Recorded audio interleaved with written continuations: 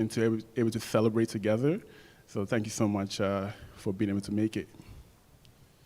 Now, we do have people here who have made this program possible, who are here to actually celebrate. We have friends, family, supporters, partners. We have the newly re-elected IATSE 873 President, Angela Masternardi in the house. We also have one of the biggest cheerleaders for this program. She is the training manager for IATSE 873. We have Karen Granados Mitchell.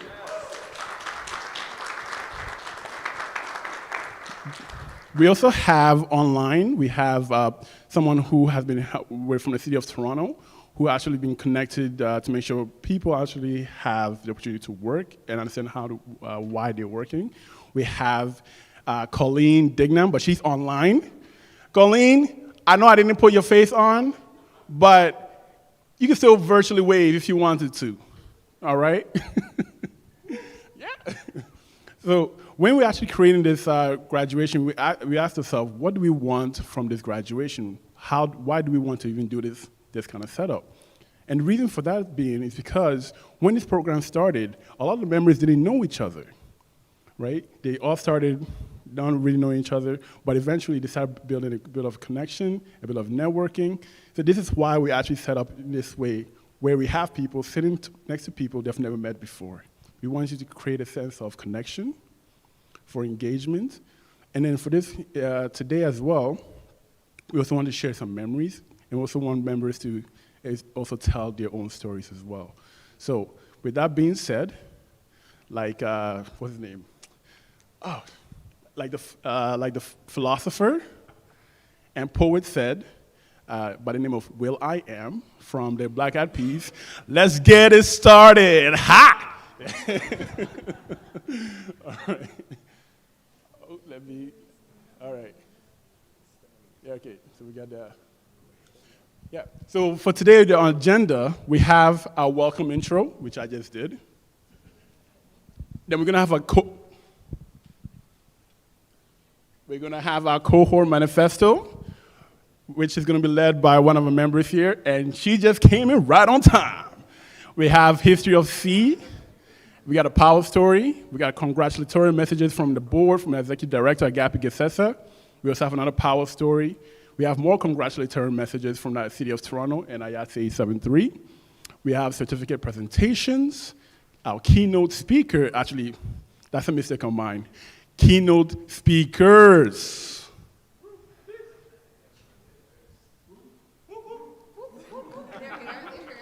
Okay. We got a power story, and we got congratulations from the team, and we got the C team. And also, we have actually a wonderful lunch prepared by Chef Nyoka to really give you a little bit of inspiration. I know you see the menus right there. So once the program is finished, this graduation is finished, then you get a chance to taste the exquisiteness of boiled chicken. All right? All right. Now, yeah. So, our introduction. So, who are we? We are the 3 MCs.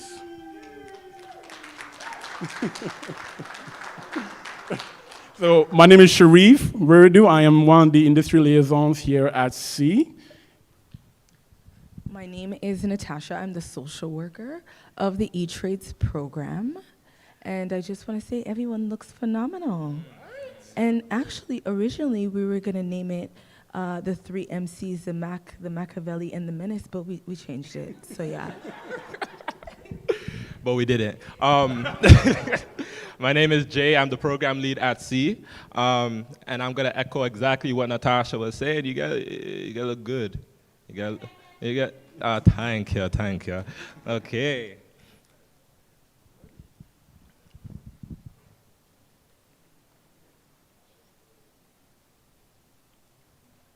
Okay, guys, giving you as a little idea, okay, of our program and the vibe. It was a cold and somewhat gloomy day where strangers met and warmed each other up with their light and unified by community at Earl Bales Park. You guys remember that? It was cold. The place where Action Pact was birthed, the day a manifesto was made. So today, we have Claudia, who will lead us in reciting the manifesto that was curated. Come on up. Oh, you're right there, ready to go. Hi. Is there written somewhere? Yeah?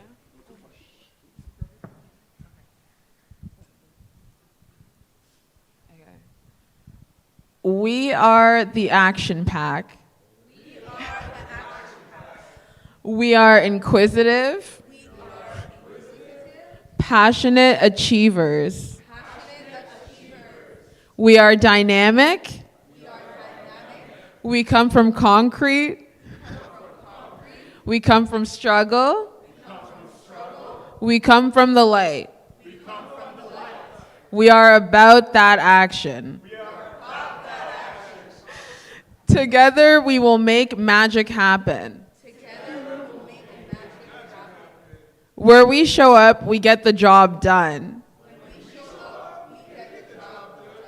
When we commit to something, we make it happen. We promise to achieve 100, and we will bring the best out of each other. Thank you.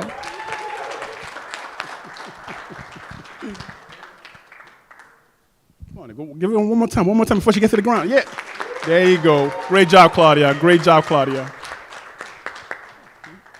Now, for those who are not familiar with C, you're going to learn a little bit about why C was even created in the first place. You're going to hear a little story from our co-founders, Dr. Kofi Hope, and our co-founder, Shireen Ashman. And they're just going to tell you a little story of why C was even created in the first place, how it came to be. So please, take a gander.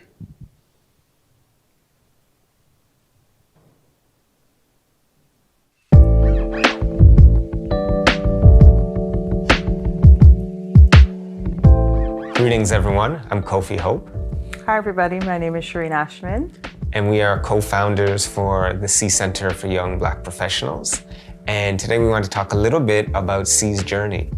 So the history of C really goes back to 2005, the year of the gun, which is, to be honest, an emotional time to think about, especially with where we are in 2020 with gun violence in community. And having seen a few of those cycles, but at that time, it was a year that was incredibly traumatic. So many young Black men and women lost their lives. I was a student and advocate at the time, and so many of us in community were saying, we need a real response, and a response that invests in youth and actually understands Black youth aren't the problem here, but the solution. And with the right supports, we can actually turn the tide around these issues. And from that was birthed, the Youth Challenge Fund and a series of responses, but YCF specifically one about supporting new initiatives that could be led by Black youth, focused around meeting the needs of young Black men and women who are facing barriers. And so when I came back to Canada, I was overseas. I was approached around a project, what they called a legacy project of the Youth Challenge Fund, and asked if I could start assembling a team and getting folks together to build an organization that could have an impact around these issues. And so C really started in 2012 in the Jane Finch community. We spent a year doing research, trying to figure out, what was the right place for us to be to create economic opportunities and move youth forward in a way that was actually authentic to what young people were looking at in their lives. And for me, as a survivor of gun violence, connecting with Kofi around this issue was of huge importance to me. I wanted to do work in this area, not specifically around how do I kind of heal communities from gun violence, but how do I help Black youth to discover and uncover their talents so that they don't have to see that type of avenue as the only way. and how do I help them to kind of rediscover their talent. And that's one side of it, but also demonstrate to the larger public that Black youth is a talent pool that is untapped. And it definitely requires their investment, not only financial investment, but leadership investment, and looking at how do we bring that to the fore in a very practical way. And a lot of the curriculum was around exposure, like exposing Black youth to different avenues, different opportunities, different industries in which they probably have not maybe explored before, and even exposing Black youth to different spaces in their own city. Kofi is always the leader in terms of bringing us into nature and teaching us about different plants and etc. So it was just always important for me that that level of exposure is there. Yeah. Right? Not only for industry, but as a person, like building the whole person. Because I think, and I continue to think, that really sound career that is long lasting happens when the person feels whole, right? And when they know what their different strengths are, and when they have a system of support of folks, whether that's inside of their communities or outside of their communities, but just a system of social capital that they can go to say, hey, like, I have this problem, or I need to figure out how to system navigate this thing. And to this day, I still get calls from some of my members that I worked with in 2012, 2013, around like, okay, this thing is happening at work, Shireen, like, what do you think I should do? We are the C Center for Young Black Professionals. Committed to cultivating a talent pool of young Black professionals that positively impacts the Canadian labor market.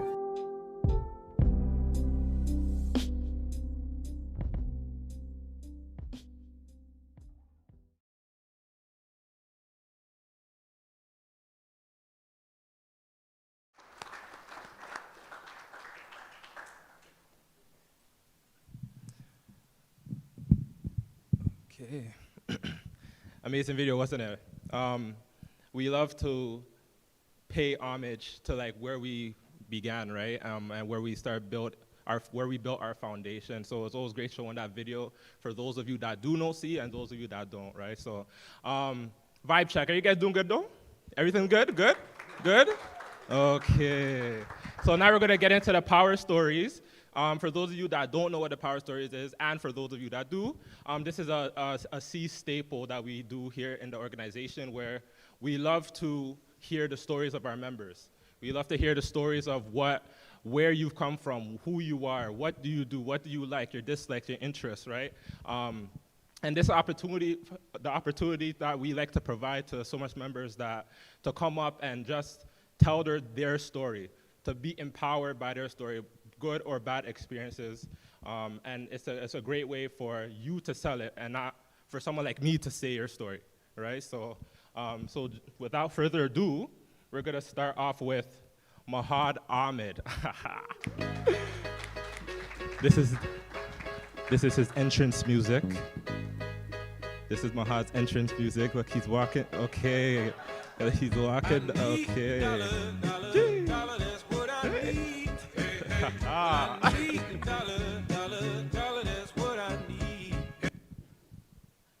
How are we doing? I'm good?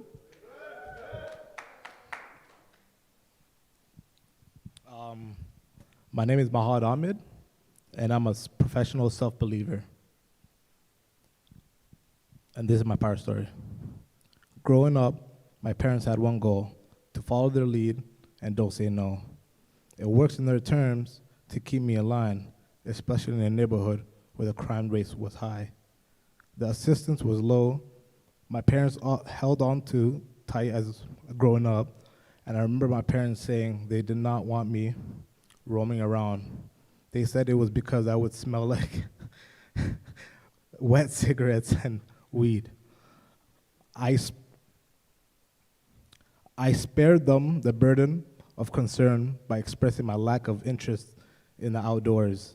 I reassured them that I had everything I needed right at my fingertips. Sitting comfortably in front of my desk, it was there when I found the joy in surfing the web, indulging my favorite music, and immersing myself in the movies and TVs. You know the saying, when life gives you lemon? Well, that was me. When I was home, the part where you make lemonade, well, that was me falling in love with film and television. Over the years, my passion flourished, and while I was uncertain about the path my life would take, I always held on to the hope pursuing something I truly loved. Despite dreams and diverged from my parents' expectations, I chose to honor their decision by pursuing a degree, and as it was their long-cherished dream. As I sat in the introductory of psychology and realization struck to me, I knew deep down this wasn't the right path for me. Lost in my thoughts during class, I couldn't help but ponder the daunting prospect of spending 4 long years in pursuit of a degree that didn't align with my true aspirations. My parents always emphasized that I would be a trailblazer in our family, being the first to earn a degree. The weight of their expectation loomed over me, and I wondered if I could endure such a journey without succumbing to a nervous breakdown. It seemed like 4 years stood between me and fulfilling the dreams and held immense importance to them. However, despite the disapproval, I still had a strong desire to pursue a career, calling it, if you will. So while continuing my education, I made the decision to embark on a parallel journey, a path that I held personal meaning and purpose for me. This involved applying and learning more about the world of film and production. I refused to let the lack of support extinguish my dream. I knew I had to take charge of my own destiny, and I seized the opportunity to join the film production program and begin gaining practical experience. In the period of getting accepted and attending the program day by day, I felt this electrifying state of happiness. Even in the period of happiness, I found myself facing a pivotal decision. Should I sacrifice my own dreams to meet my parents' expectations? This dilemma burdened my thoughts, leaving me torn. Eventually, I chose to step away from my degree program and channel my passion in the new path. By doing so, I knew I had a challenging conversation with my parents and chose I made to be prepared for the potential repercussions. It was the toughest conversation I ever faced. Although they were shocked by the approach, what surprised them even more was unwavering determination and lack of regret. I asked their support, witnessing my growth and progression. Unfortunately, I still found myself on the opposite end of my parents, which was something I never wanted. Regardless of the choice I made, life often unfolds differently than we anticipate. The accompanying feeling of guilt and shame was deep, but in the same breath, I refused to let them or anyone deter from me being my own champion. I will wait. I leave you with one of my favorite quotes from my favorite book. Do something today that your future self will thank you for. And the author is by Sean Patrick Filmery. Thank you very much.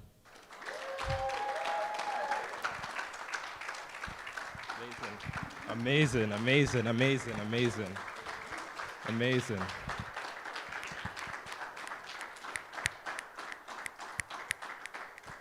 I'm snapping because that was poetic. That was poetic. So I'm going to thank you, Mahad, for sharing your story, because I know this is not an easy thing to do, to be vulnerable and to speak about the experiences that you just house within, right? So it takes a lot of strength. Just to keep that, for everyone to keep that in mind. So next, we got Lloyd Opoku. Where? Let's get it, Lloyd.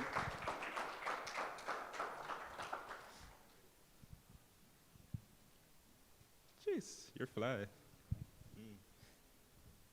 That was a very powerful story from Mahad. I want to thank him for that. That inspired me just now to give this. I'd written down my power story, but it's a little far away from me right now, so I'm going to recall what I'd written down. My name is Lloyd Opokuwari, and this is my power story.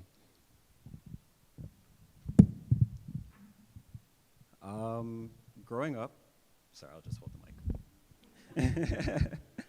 mic. Growing up, I didn't know what I wanted to be.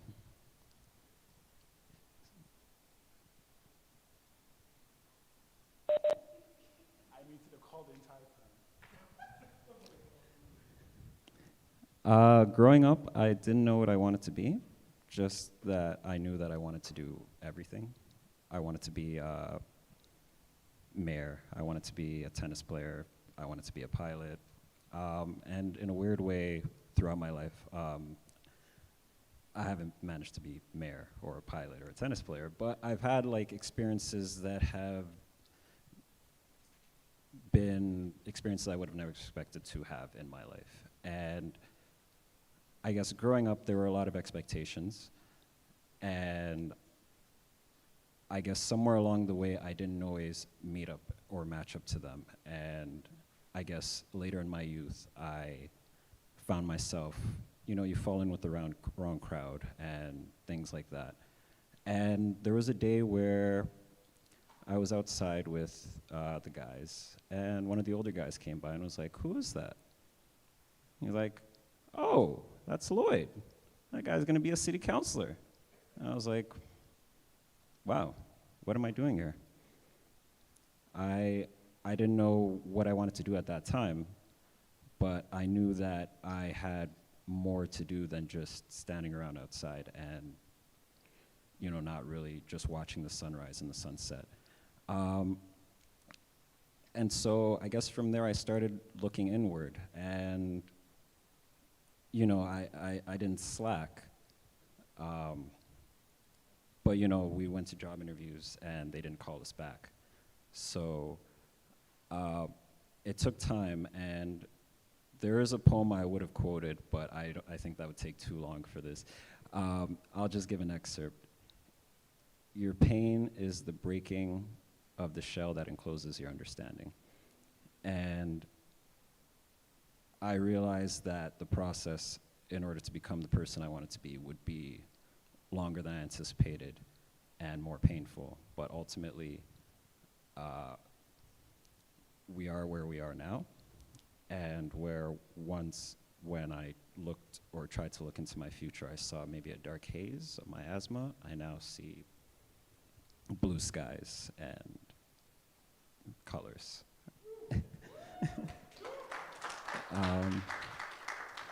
So with that, I'd like to thank C for everything they've done for me. I literally do not know what I would be doing if it were not for this program. And I'd like to thank everyone that came here and listened to me speak. Thank you very much.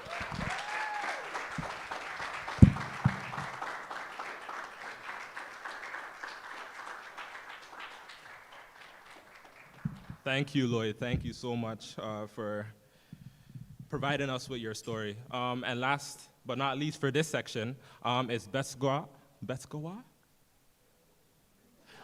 AKA Bets. I'm so sorry, brother. AKA Bets. Bets will come up and say his story.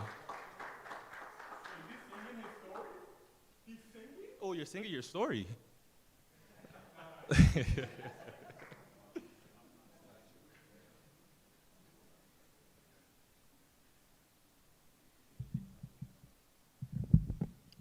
Yeah, I'm not singing my story. And and thanks again. Respect to Lloyd and Mahad for telling those personal, deep stories.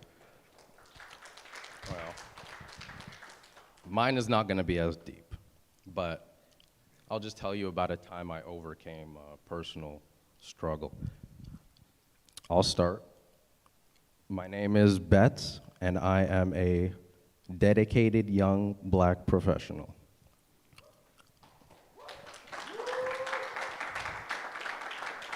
So, playing sports was always a hobby of mine growing up, but a few years ago, I got an injury during a soccer game that left me with back pain. And at first, I didn't think it was so bad, but when the pain wouldn't go away, I started to get concerned, and I made an appointment with my doctor, but by then the pain had gotten worse and spread to my chest. And after running different tests and x-rays, the doctor still couldn't figure out what was wrong with me, so he referred me to a specialist, and the specialist was in Markham, all the way in Markham, and the appointment wasn't for another 10 months. So for the next year, I was unable to play sports, unable to perform manual labor or even sit down comfortably for long periods of time. And on the day of my appointment, the specialist diagnosed my injury as a subluxated rib in my thoracic spine. And the doctor told me that treatment was available, but I had to go to a private clinic in Toronto, and the appointment wasn't going to be for another 8 months. And even though I finally had a diagnosis, I was after living with chronic pain for every day for about a year, my mental state wasn't really good, and I started to lose hope in ever getting back to feeling normal again. But when my appointment finally did come, I met with the two doctors, and they explained that I would be undergoing prolotherapy treatment, which involved me getting several injections in my back once a week for around 1 to 2 months, alongside chiropractic adjustments and physiotherapy. And the doctors told me that the procedure would be very painful for a couple of days afterwards, and I wouldn't be able to take any anti-inflammatory pain medicine since it would interfere with the treatment. And also, since I didn't have health insurance at the time, I would be paying for everything out of pocket. And so I had to decide right then and there to take a chance and commit to the treatment or give up and live with the pain. So I decided to accept the doctor's recommendation, and I signed up for the prolotherapy treatment.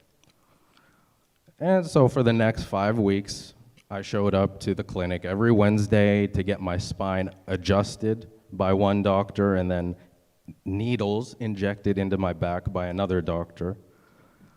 And the needles hurt a little bit, but not as much as the next morning when I was in so much pain I could barely move, and I could barely move without screaming in pain. It really hurt. And the doctors, they let me know, but they let me know that it was normal, the pain was normal, and it would get better over time as the treatment progressed. So I followed their advice, and I finished the course of injections and the physiotherapy sessions that the doctor prescribed, and in the end, my ribs healed, my back pain went away, and I realized that I was a lot more resilient than I thought. I also learned that if I could get myself to commit to a plan and follow it through to the end, I could change my life for the better. So, in conclusion, my name is Betts, and I am a resilient and dedicated young Black professional.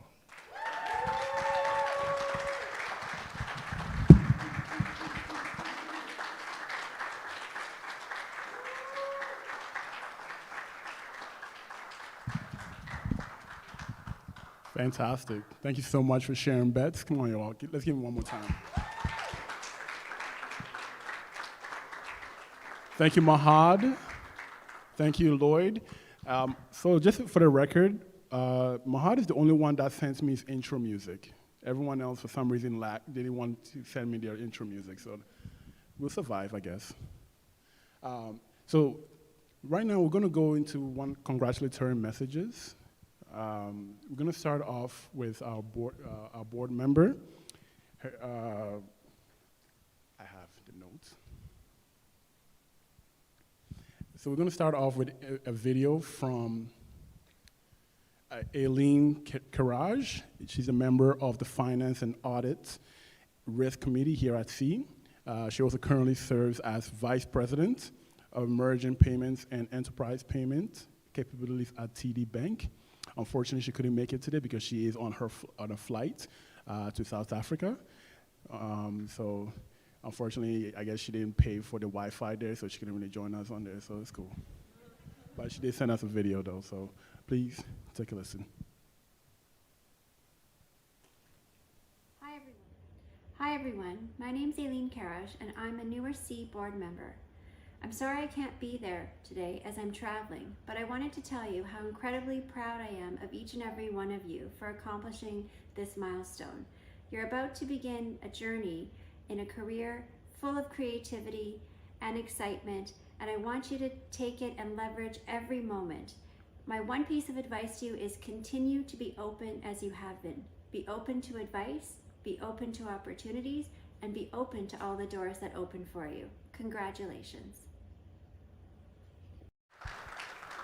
Short and sweet. Be open to opportunities. But when opportunities are open, take it. Go for it, you know? Come on.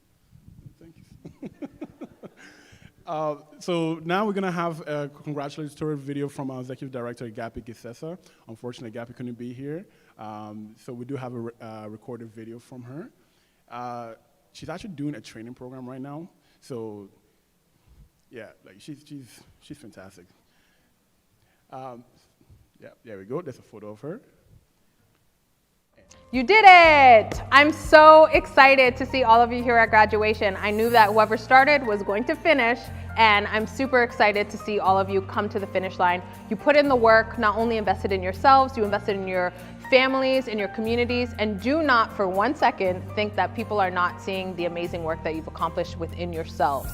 When you're out there and you're doing your thing and you're working and you've started your career, people are always going to, whether they let you know or not, they're going to say like, wow, I really admire that person. I want to do what they did. And you inadvertently are inspiring people in this moment in time right now. So I want to say a huge congratulations.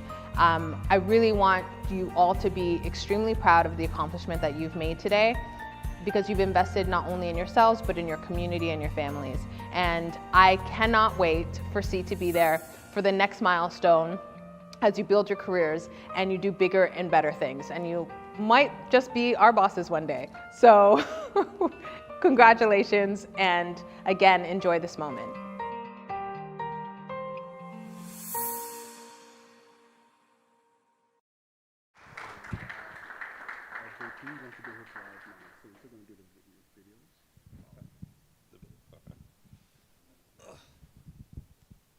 All right, let's give it one more time for Agapi. One more time, please. Without Agapi and her vision, C probably wouldn't exist, right? So we do appreciate her vision and appreciate Agapi very much so. So right now we're getting into the second part of our power stories. The first part was, oh my gosh, that was impactful. So we know this is going to be just as impactful. So this one is going to be audio and video, not live. So you guys are gonna watch a few of the members' stories. And we're gonna start off with JJ, also known as Joshua Jonathan. He's right there in the blue suit looking so dapper. Oh my gosh. Okay. Fresh braid up. Is it rolling? Yeah. Is it rolling? Yeah. All right. I'm up. Hi, my name is Joshua Jonathan, and I am 29 years old. I am a Nigerian, and I am a trainee in the CE Trace program. I've learned a lot from these programs, and it has taught me so much about the movie industry and how to own my skills. My acquired skills in life are photography, carpentry, interior design, and some other arts related skills, which is why I went into construction in the first place. What do I look to accomplish with my training? I look to own my skill, okay, and know what I need to do, where to do it, and where to actually go, and what to do, to better myself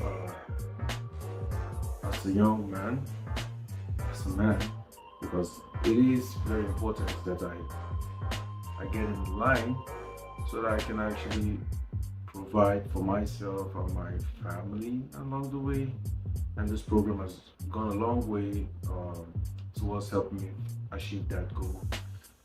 And yeah, I would want to say I'm a professional or something, but I'm just learning. I'm never a professional, and until I become a professional. So one of the reasons. And yeah, it's been a pleasure going through this training and meeting new people, solving problems, And yeah, I hope to see you all out there, doing your thing and enjoying yourselves. It's all work, but you've got to have fun. So have fun and peace. That's out. That is out. I'm supposed to. I'm supposed to be the cuts. Thank you. One more time for JJ, please. Thank you, JJ, for taking the time to record that. We appreciate you for speaking about your story, and we appreciate your walk and sharing it with us. Next up, we got JP, Joshua Paul Omara. He said he wants to come and do a live. So, welcome JP to the stage.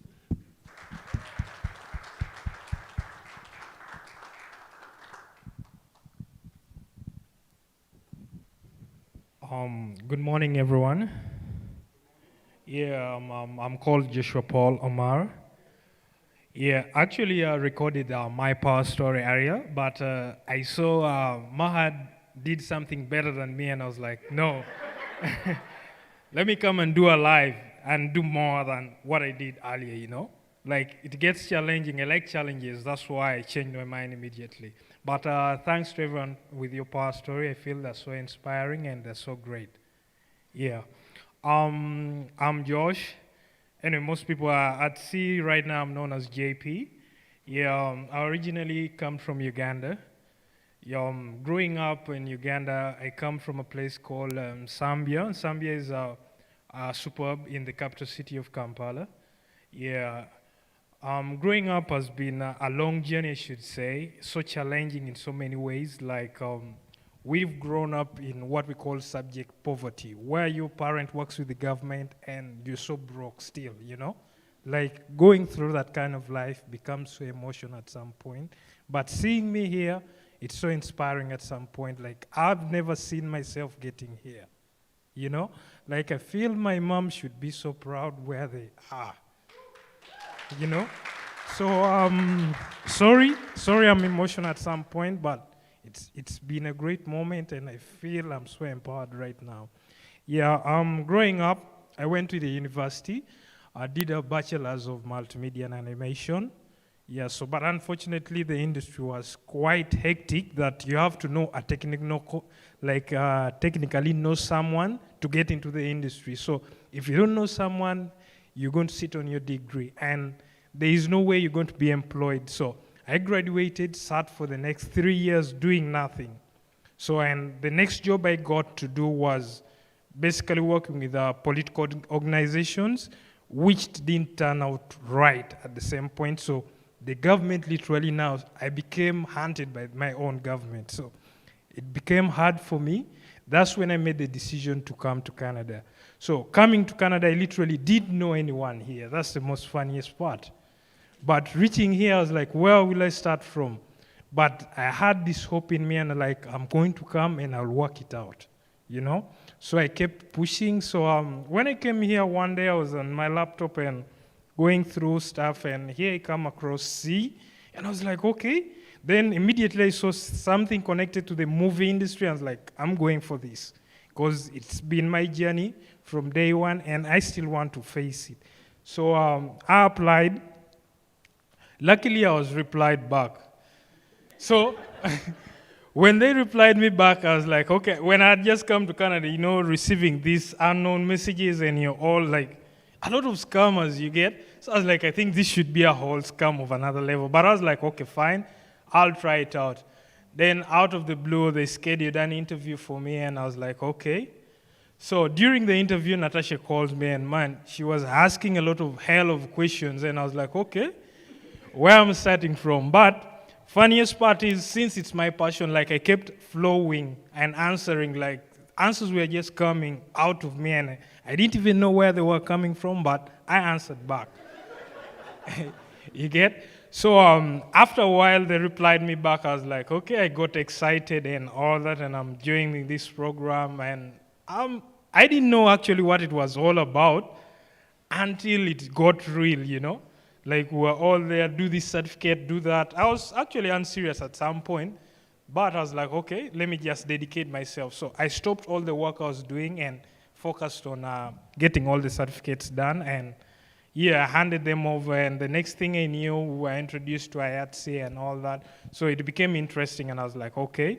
So when I got to know the backgrounds of the different organizations, it became so interesting. And I'm actually proud. Right now, I feel like literally every young youth out there that has the opportunity to come through should actually join and graduate, as I see everyone here.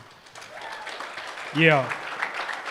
And lastly, I want to say a thank you to Sheriff Natasha, because she kept on supporting me emotionally. And thanks to Karen for all the support, the material and the placement and everything she's looking out for us. So I'm here right now, but I feel I want to see everyone here flourishing in the next 1 year, and I want to call them and take a picture with them and say, you remember we graduated? So here we are, you know? Yeah. So, and congrats to everyone, and please keep pushing. You never know where you would get, but let the sky be the limit. And thank you, everyone.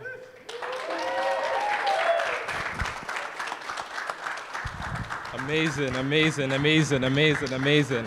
Thank you, JP. Thank you so much for speaking about your story. Thank you for coming up when you didn't really have to and challenging yourself, right? Your story is very persevering, very a lot of patience and a lot of endurance, so we really appreciate you speaking about it.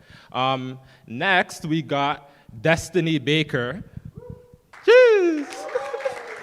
who will be speaking about her story as well. My name is Destiny, and I'm a professional. I'm a lifelong helper and dedicated to my family, future, and not afraid of change. How did it begin? My grandmother was a single mother of 2, and she decided to make a change and move my mom and uncle from the small island of Jamaica to Calgary, Alberta. After separating from my dad, my mom then decided to move me and a few of my siblings from Calgary, Alberta to Brampton to start our lives over here. In order for us to be financially comfortable when moving here, we all made it a goal to save up a certain amount of money so that we could live here without stressing about money while in between jobs. I was extremely proud of the fact that I ended up saving way more money than I expected, and luckily we had people to help us during the process, and it made it a lot easier on us mentally and financially to look for a job and then a house to rent so that we could start our new lives over here.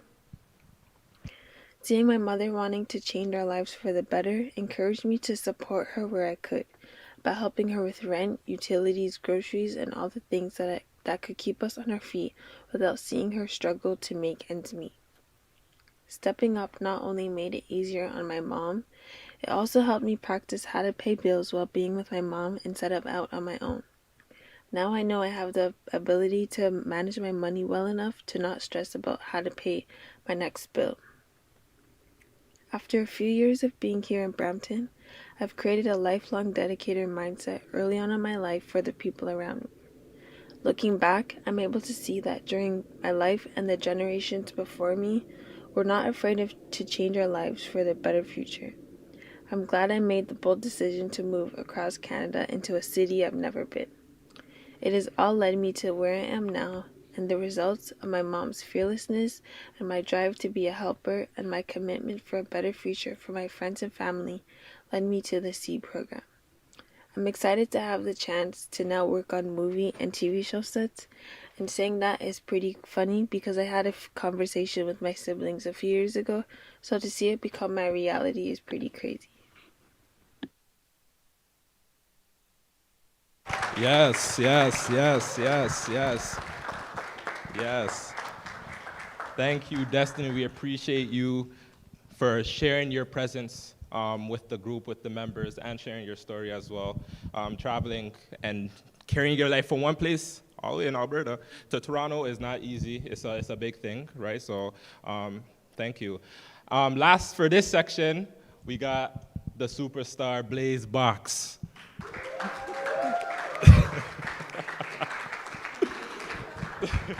Get ready for the voice. Yeah, the voice, mister. Welcome, everybody. This is me, my story.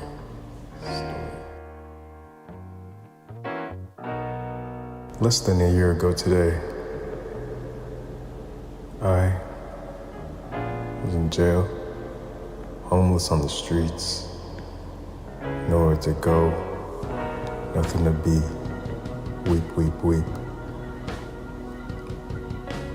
They try to tell me because I'm the color of my skin, I deserved less than I could reach. Who I wanted to be was not going to be me. It was all a lie. It was all a joke. I never let it get to me, nothing but a poke. I journaled, I wrote, I dreamed, I visualized. In that journal I wrote who I'm gonna be, how I'm gonna touch the sky. Fast forward a couple months, here we are today. Practiced my affirmations, spoke them every day. Even made a water filter, glued and cut and paste the words from magazines. Who I was gonna be, how I was gonna wake on it, on this jug of juice, water I should say. I visualize film production every day. Money and cash flow and the environment I wanted to be in. It's no joke. It's what I believed in. 1 week later, I kid you not, I manifested C, education. No longer just a thought. Film trades, production, film and TV. It manifested just like that, it came to me. So don't believe when they tell you you're less than or a joke, because honestly, it's nothing but a poke. It's a test to see if you will become who you want to be, regardless of the barriers, the blockages, and boundaries. Just like this poem was not wrote, just spoke off the dome into the voice note. I hope my story and who I am touches you. To believe that dreams really do come true.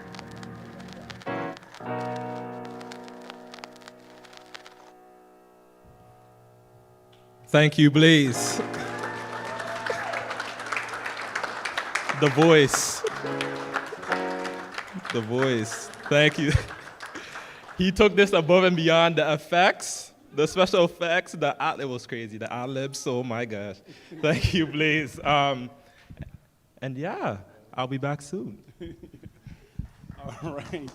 Great job, y'all. Honestly, one of my favorite things about Power Stories is getting to see the creativity of the members and how they like to tell their own story.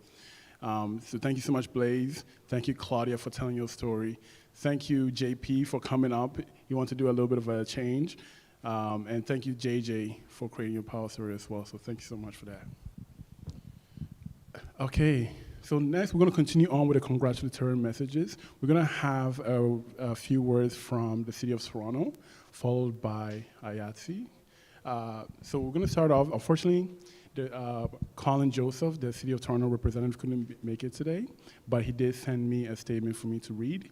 I'm going to try my best to read it the way I think he wants me to read it.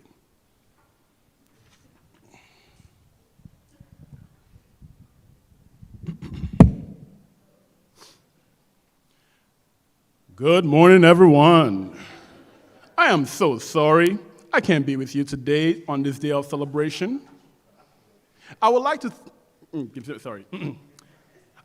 to start by congratulating every one of you today on completing the E-Trades course.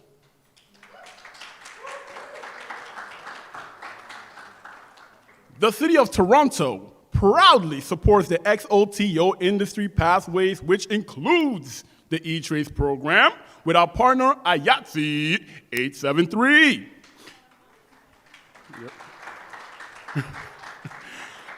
To ensure all film lovers have access to the industry. I've heard that this cohort has an exceptional work ethic, is punctual, are enthusiastic, and willing to learn. These are the cornerstones to a successful career in the film industry. I would also like to thank all the trainers and the staff at SEA for facilitating the program. Without both important partners, this would not be possible. Congratulations again, everyone, and I sincerely wish you the best in your careers in the screen industry. Colin Joseph, out! Yeah, he said that. He said that. All right, and I believe that's exactly how he wanted me to read it. I don't know why, but that's cool. That's cool. We still on the City of Toronto. Colleen Dignam, are you still there? I am. Can you hear me okay? I can hear you perfectly. Again, I am so sorry that I muted the initial start of the program. I did not realize that I did that. But thank you so much for your patience and hanging on. All right. So, Colleen, the floor is yours. So, Colleen is also works for the City of Toronto, but she comes from a different department in the work department. So, Colleen, the floor is yours. You could go ahead and say your words. Oh, great. Just to confirm again, Sharif, you can hear me okay? I can hear you well. Can everybody hear? If you can hear Colleen, give a whoop whoop. Yeah, we can hear you. Go ahead. Oh, great. Well, congratulations, everyone. What an amazing event today that C has led for your graduation ceremony. As Sharif mentioned, my name's Colleen Dignam, and I work with the City of Toronto. I'm with Employment and Social Services. Employment and Social Services role in the E-Trades program, Entertainment Trades program, is around funding. So we contribute some funds to cohorts of the program. I first off want to say thank you to each of you for committing to the program, for going through the program. I'm sure there was days where it wasn't easy, that you had to make changes and really go outside of your comfort zone, but you've completed the program. And a huge congratulations to each of you. It's an in-depth program.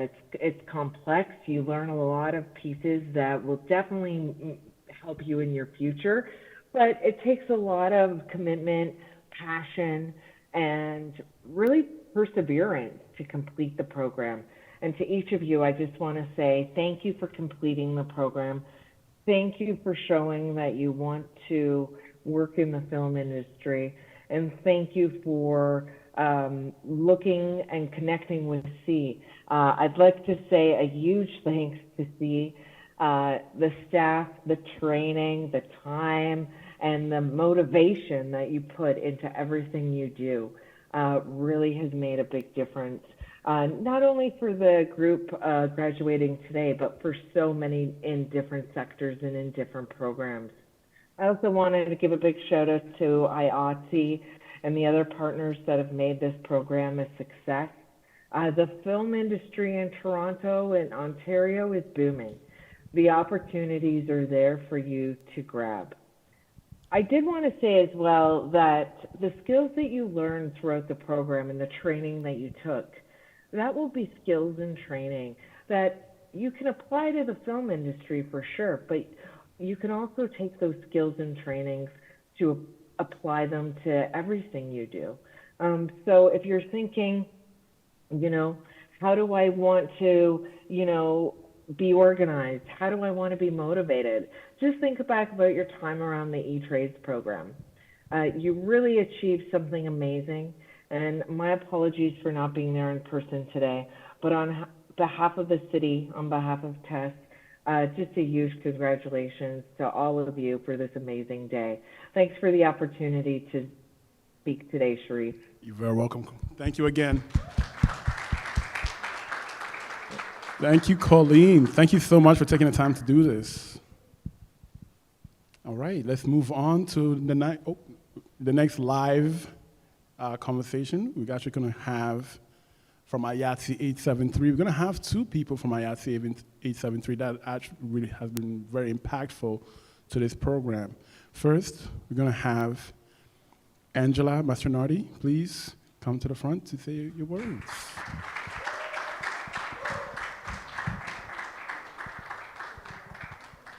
Yeah. I want you to really bask in the clapping. Keep clapping. Yeah, there we go. Bask in it. There you go. Hi, everyone.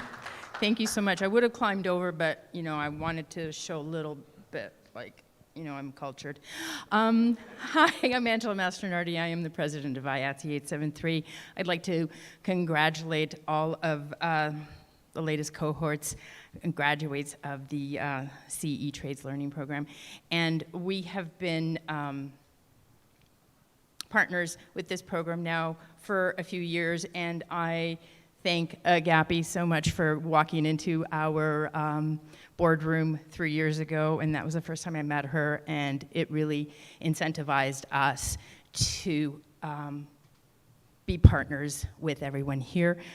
I want to congratulate everyone here. There's a path, it's a long path, and some of you are never worked in the industry before, and it's the beginning of your path, and some of you I know have been already working in the industry, so you're along the way, and that's one of the things that we have really encouraged, is how to help everyone through the path into what I hope will be membership one day. I just want to...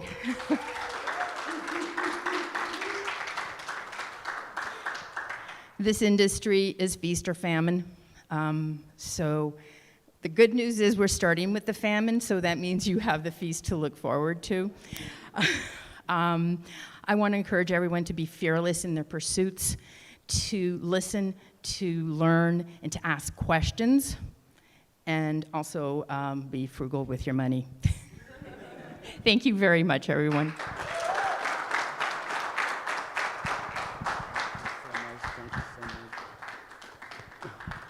And this guy is amazing.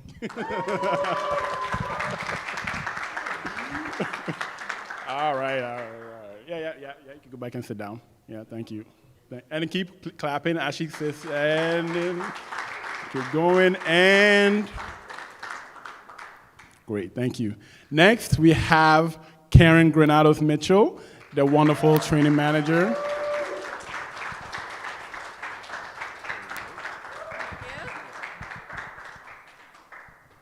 Well, oh, sorry, that was loud. Action pack. You did it. Woo! You did it. So 8 weeks, long, short, fast, you did it. You accomplished so much. I'm so very proud of each and every one of you. It was so great to meet you all and to work so closely with you, to get to know you. You persevered. You came, you did it. Early mornings, everybody showed up on time. Yeah. You learned so much. And this is just the beginning. Now remember to keep in touch with me. Reach out. Don't be shy. You have opportunities, still growth, to learn more new things. Reach out when you want to learn new equipment, new aspects. You call me, I'm here for you. And I wish you all the best in your future. I know you guys, everybody will do great things because you are powerful, you are strong, you can do this. And Angela and myself are here for you. Congratulations.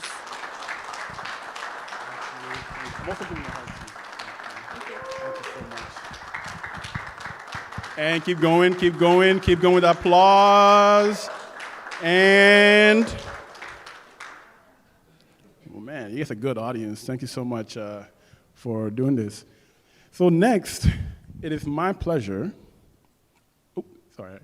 it's my pleasure to introduce to you Jade Dusk. Now, Jade was actually part of the first E-Trade cohort at SEA.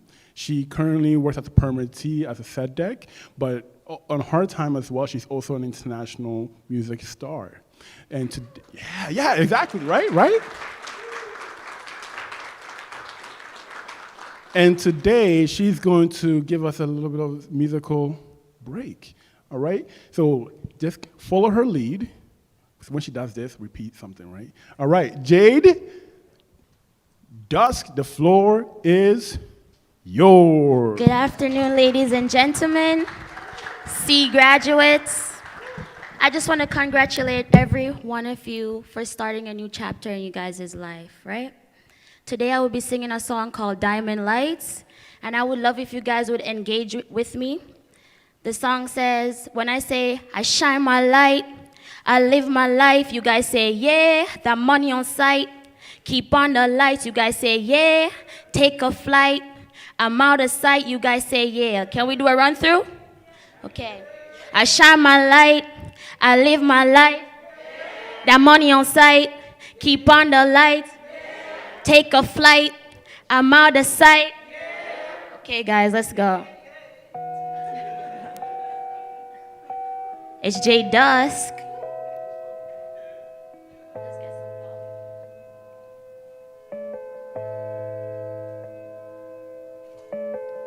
Dream hard, win hard, live big. I ain't dying without my legacy win. I'm here just to win. Tripping off the wind, whatever you say, alright. Flipping the bag on a regular, connect to the plug with no cellular. Ride a Porsche like a Sentra, gold on my gums like dentures. Private flight adventures, diamonds dripping in sequentia. Cashing checks on the regular, better listen what I'm telling you. It's a money convo, I ain't lonely. Compete with myself, the only. I thought they were real, but they phony. Feel like a Roman in this road piece. Whip the Lambo like a Stoli. Treat the rollers like it's holy. Steady ballin' like I'm Corey. Basking in my glory. I shine my light, I live my life. That money on sight. Keep on the light. Take a flight, I'm out of sight. Take a hike, you not my type. Money stacked to the ceiling, the impossible feeling. It's a different kind of healing. All it takes is believing. Chains on my neck got me. I be freezing all season. I'm in the mix like I'm seasoning. I tell the Uber just bleed it. They follow what I'm leading. Look, mom, I'm out the region. Your ceiling got meaning. I ain't feeling what I'm feeling. I want it all, I'm greedy. I'm a for Henny, I'm litty. Money kinda sound glitchy. If you a dog, you itchy. Come on, I shine my light. I live my life, that money on sight. Keep on the lights. Take a flight, I'm out of sight. Take a hike, you're not my type. Shout out to all the believers, y'all keep on believing. You can make your dreams a reality. Shout out to y'all, C graduates. Thank you.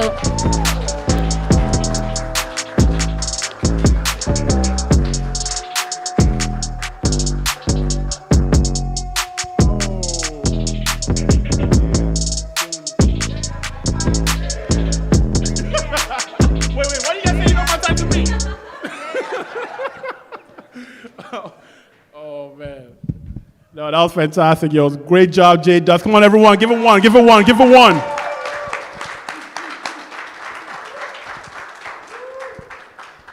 You're not my type. All right. Natasha? Alrighty, this is a perfect time for us to congratulate our graduates. So, and Angela, come on up. Yep, you're right. Right direction, right direction.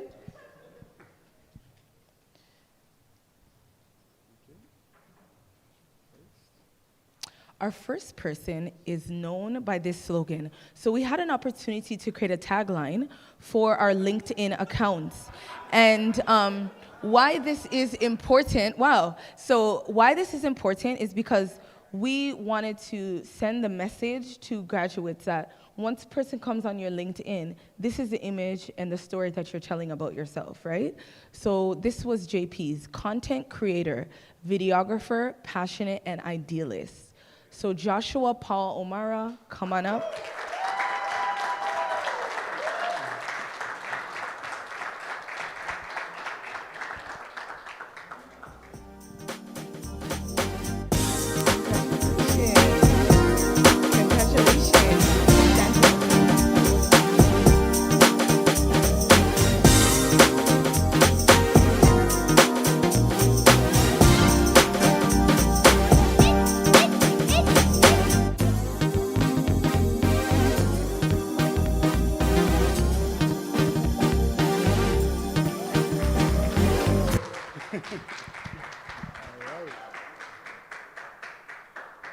Our next person is a Jill of all trades and mastering them all. Currently, it's props and set deck, Mabina Forkuo.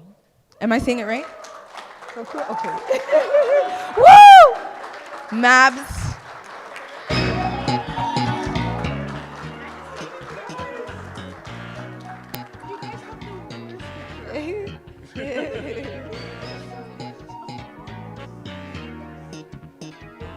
Also known as main character energy. You guys will see later.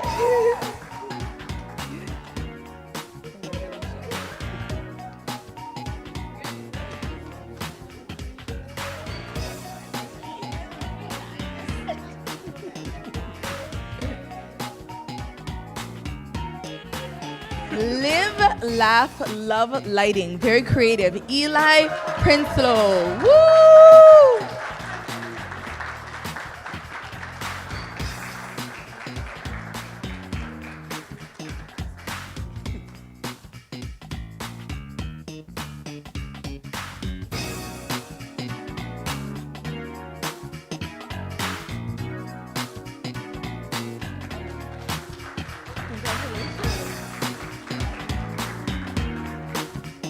A dedicated film technician, eager to gain new skills that will last a lifetime.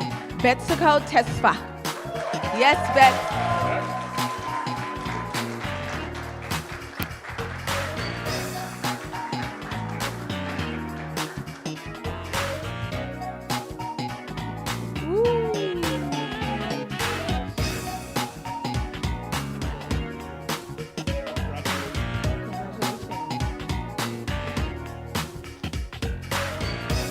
Telling stories through the art of creation and decoration.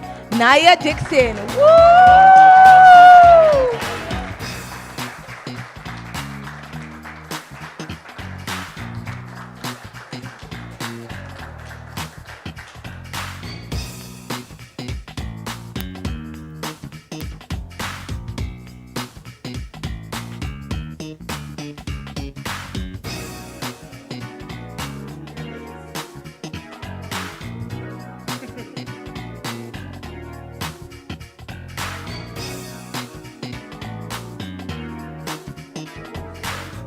Where vision meets reality, every frame comes to light. Aiden Nasuan.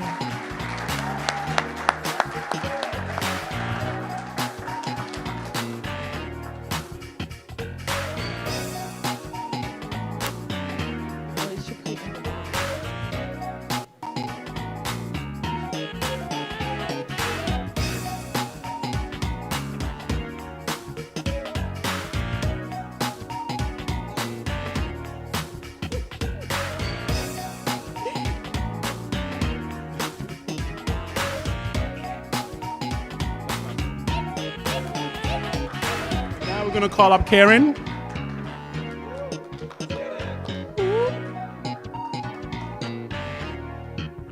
Okay. I am a dedicated creative, capturing moments that make life inspiring for others. Destiny Baker.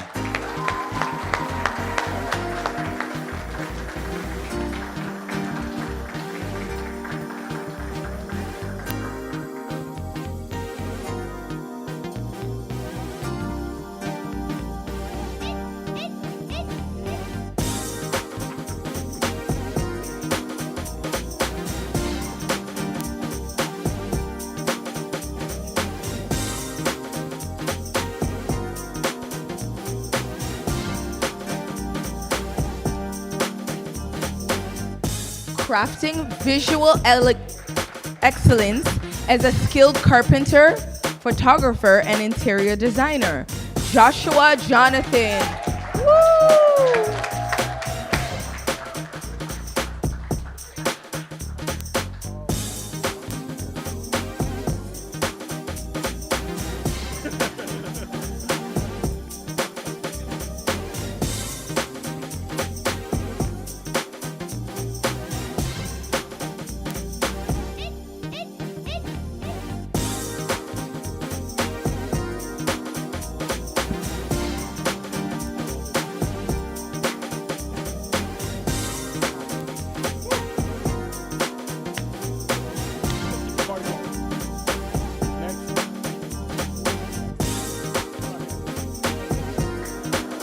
Dedicated learner, eager to overcome challenges and gain new skills.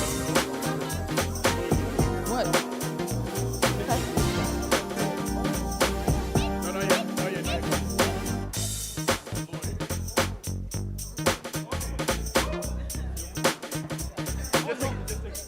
Okay. Dynamic grip with a passion for creating memorable moments on set, experiencing film, TV, and live events. Lloyd Okuku War. Where?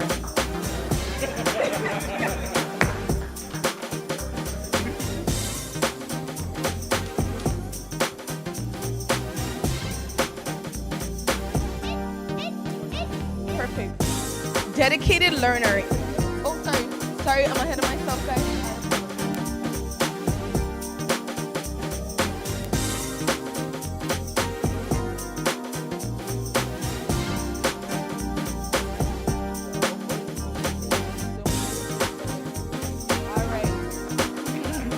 Now you're ready to come.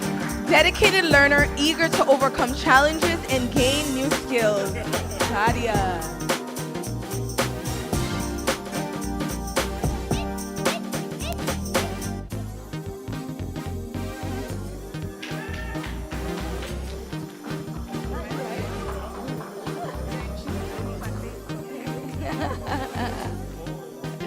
Okay, perfect.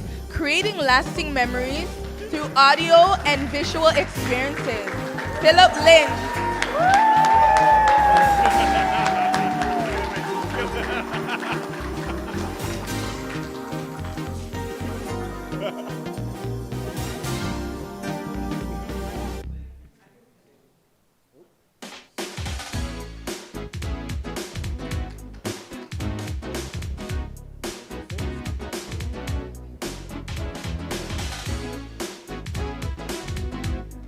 Production specialist, artist, storyteller, innovator, and change maker, Blaze Box.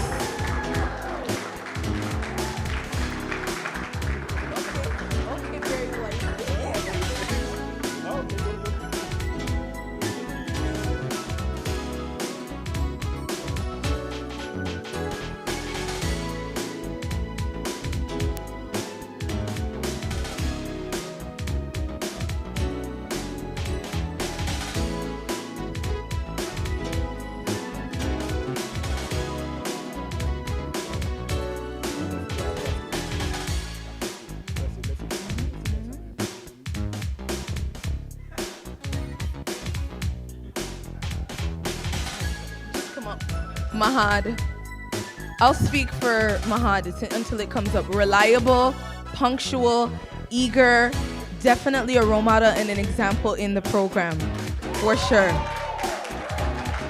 Film technician, creating captivating worlds for film and television, Mahad Ahmed.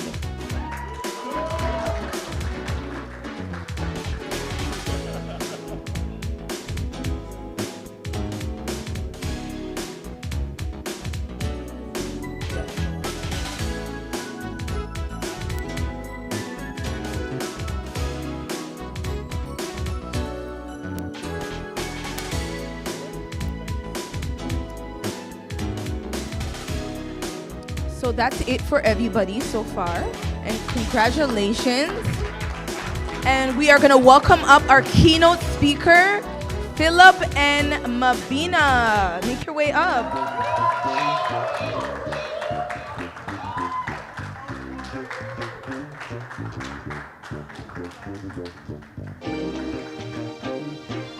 Guys, I'm just here for moral support. Flinch, this is all you.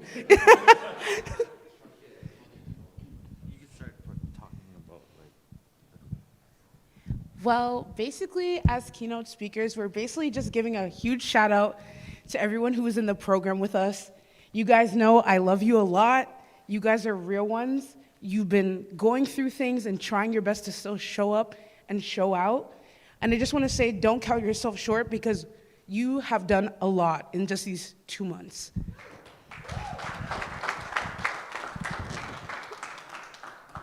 Yes. We'll give an Oscar-style awards So everyone give a round of applause to the early bird, and the award goes to Mahad. You could just stand up and people, we don't have an actual award.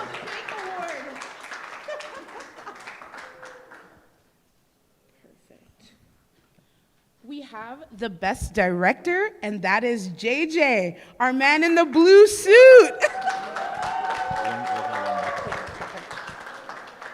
We got man with the best questions, Eli.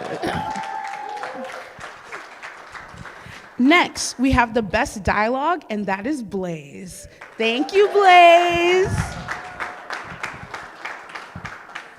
Best story goes to Bets. Next, we have the best costume design. Claudia, baby, that's all you. Best team player goes to JP.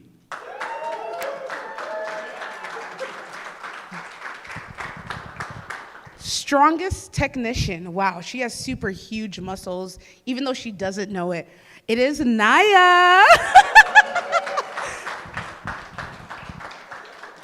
Best actor goes to Lloyd.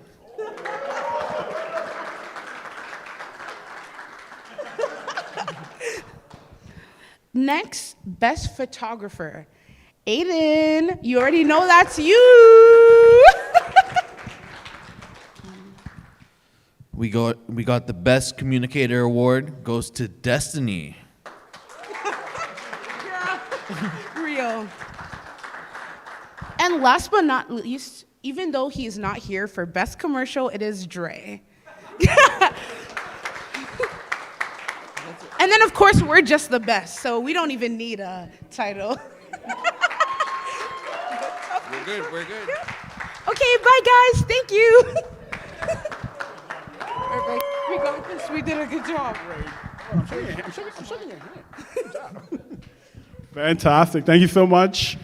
Flinch and Mabs. Yeah, let's give them.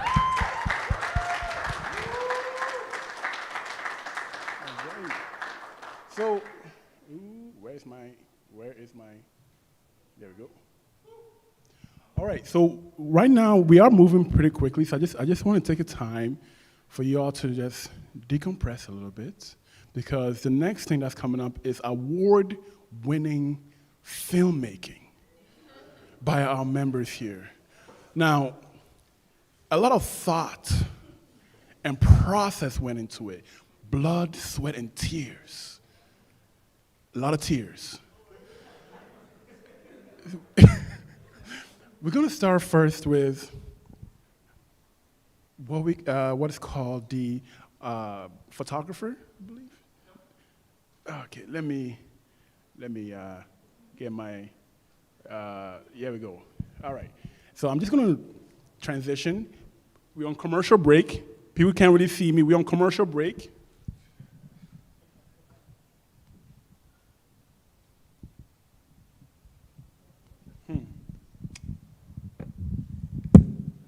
We're still on commercial break.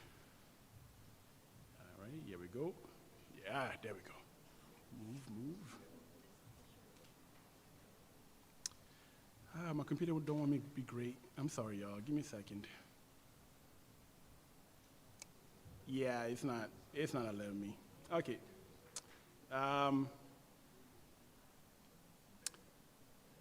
Okay, let's take a quick 2-minute break. Stretch your legs out, go to the washroom, okay? And then we'll come back and watch some great films.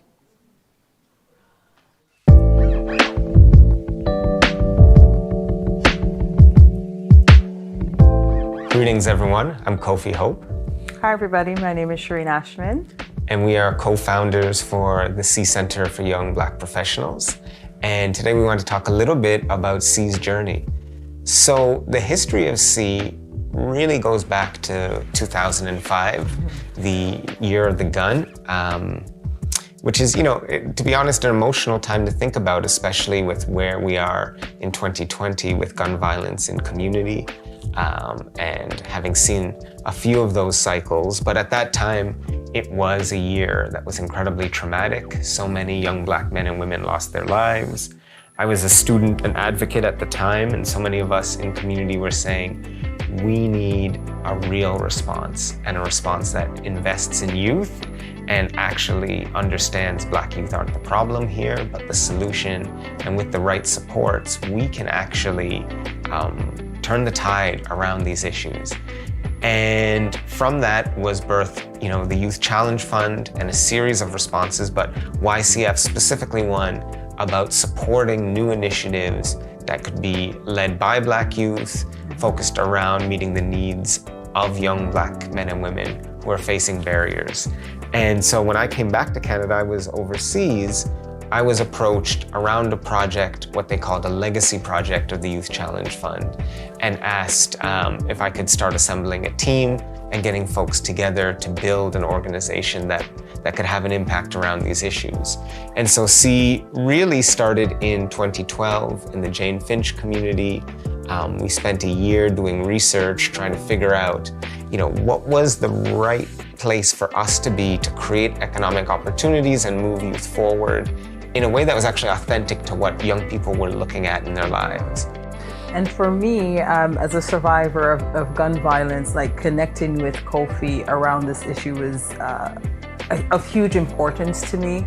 I wanted to do work in this area, not specifically around how do I kind of heal communities from gun violence, but how do I help Black youth to discover and uncover their talents so that they don't have to see that type of avenue as the only way, and how do I help them to kind of rediscover their talent.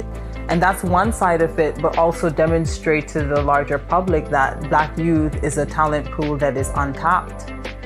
And it definitely requires their investment, not only financial investment, but leadership investment, and looking at how do we bring that to the fore in a very practical way.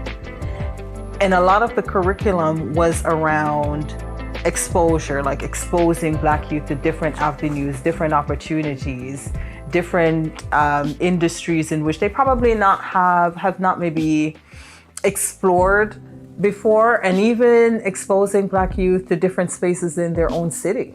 Kofi is always the leader in terms of bringing us into nature and teaching us about different plants and etc. So it was just always important for me that level of exposure is there. Yeah. Right? Not only for industry, but as a person, like building the whole person. Because I think, and I continue to think, that really sound career that is long lasting happens when the person feels whole. Right? And when they know what their different strengths are, and when they have a system of support of folks, whether that's inside of their communities or outside of their communities, but just a system of social capital that they can go to say, hey, like, I have this problem, or I need to figure out how the system navigate this thing. And to this day, I still get calls from some of my members that I worked with in 2012, 2013, around like, okay, this thing is happening at work, Shireen, like, what do you think I should do? We are the C Center for Young Black Professionals. Committed to cultivating a talent pool of young Black professionals that positively impacts the Canadian labor market.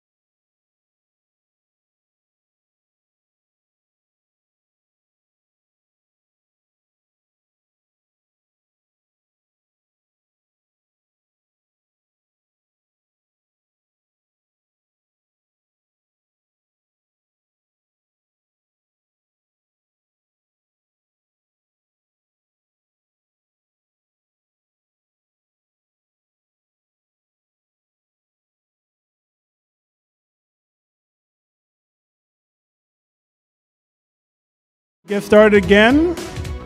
Just take your seats.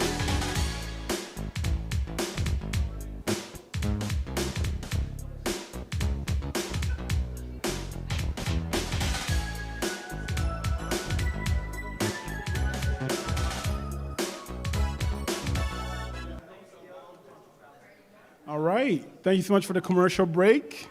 I hope everyone got to stretch out their legs. Use the washroom. Buy your break. All right.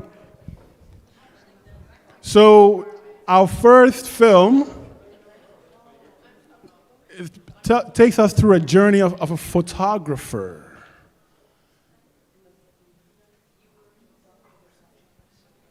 All right. And I'm going to be playing it right now.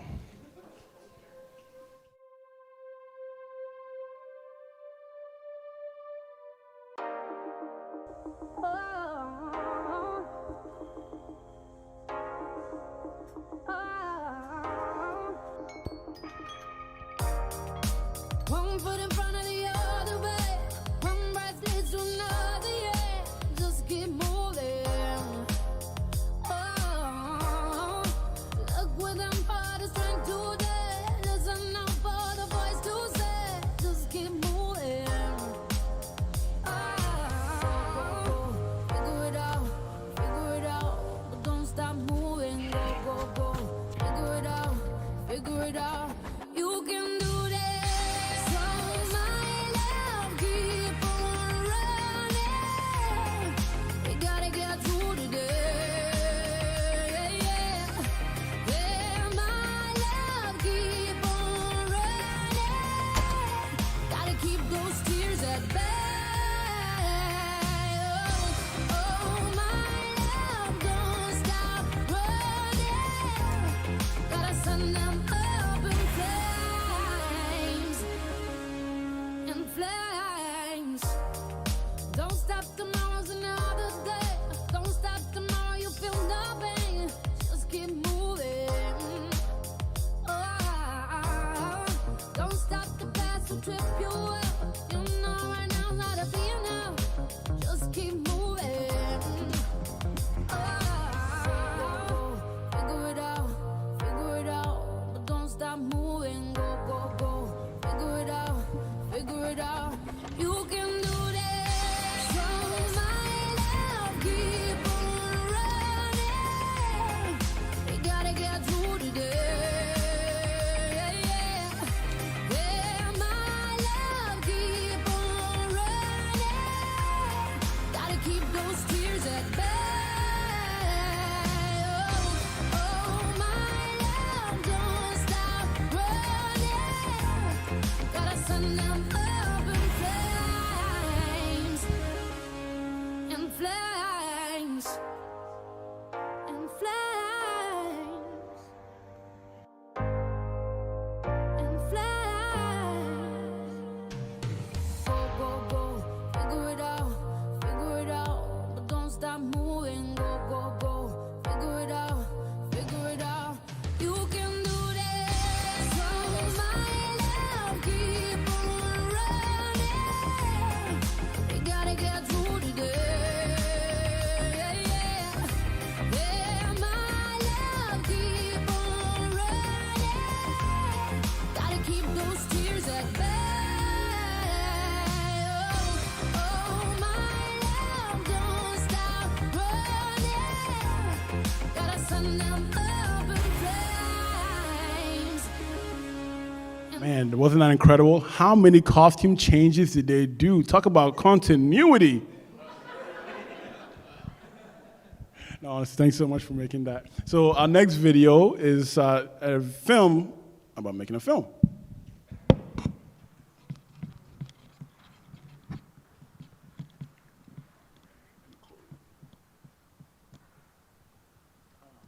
It really doesn't help that I'm all the way in the corner here.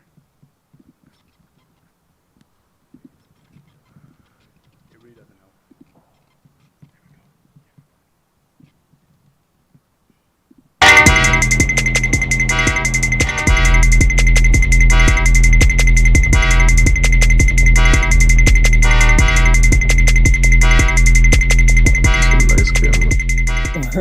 Waiting for people. I'm super late. You guys about your safarities, and you missed that about being late. You only told. So yeah, you missed it. Thank God. As soon as I woke up, I was like, fuck. Because I was like, My one thing I didn't want to do was be late. So he was really mad. When you think of a short film that we could shoot in a day, what comes to mind? Moments, let me say, like moments when you feel like you're confused and you really want to do something but you don't know what to do, so you keep on like picturing what you're doing like inside your head, so put these different images at the same time as you seated. So I don't know, that's what. Give an example of one. That's a hard one. I'm not quite sure about that, but let's first brainstorm maybe. What are we gonna do? So far, I'm the main character. I'm the main character. I'm the main character. Main character. Shooting your main character. They're fanning me with leaves and feeding me grapes. Because I'm the main character. I think you could be character anything, right? Because I'm the main character. See, I'm so small, dainty, and petite. Ribs. Nice, it's nice. Hi.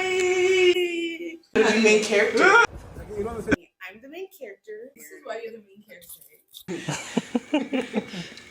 Continuously is the main character. Yes. And I told them, don't put a camera in front of a crazy person. I'm scared. Come on, get me.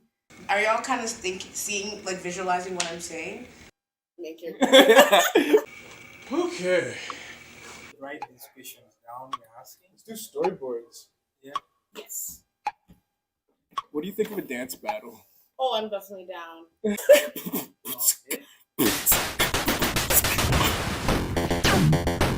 One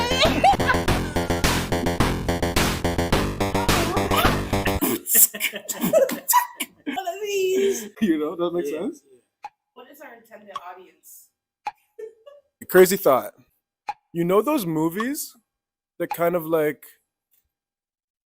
end where they begin? Okay. One of those movies that like make itself, you know what I mean? How do you feel about this experience? Thank you, ladies and gentlemen. This has been your president. As a black woman, come and get me. I will get out.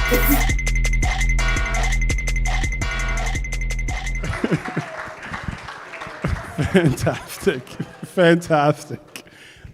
I'm the main character. Oh, that was great. Thank you so much for that. Now we're going to change the flow a little bit and do the last video is actually a music video. Yeah.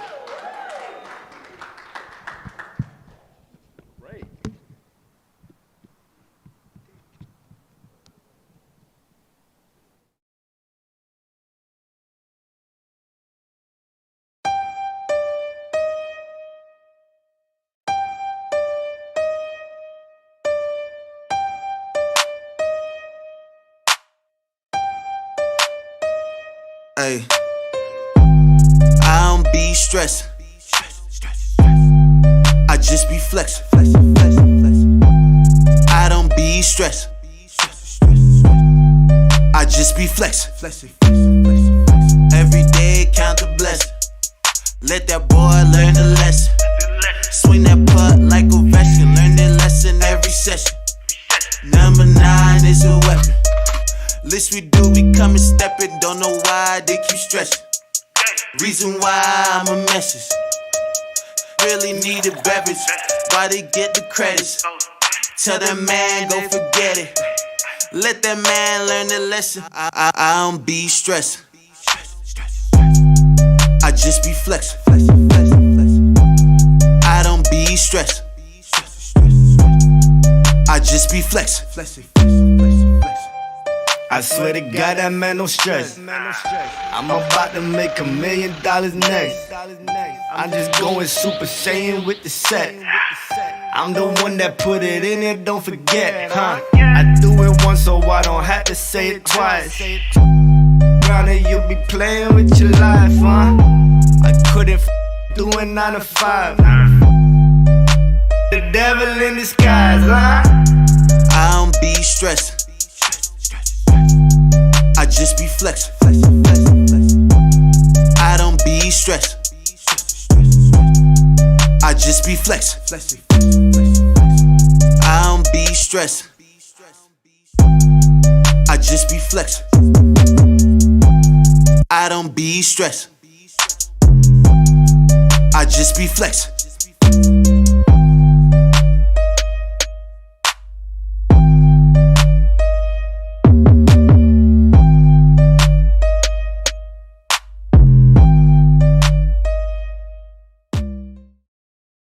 Is flexing, yes.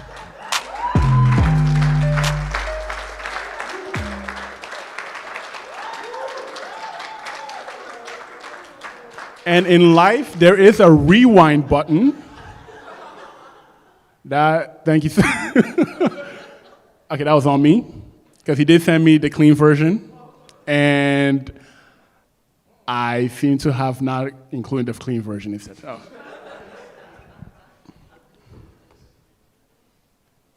All right, let me just close that. You know what, let me close that and then put in the recycling bin.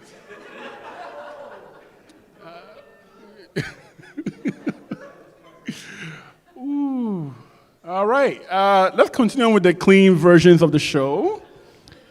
The clean version of the power story. All right. we transitioning. Quick thing. Vibe check. Are we good? Are we hungry? Yeah? Oh my gosh. Okay, we're almost done. So this will be the second last section of the power stories. So we're gonna start off with Aiden. Okay.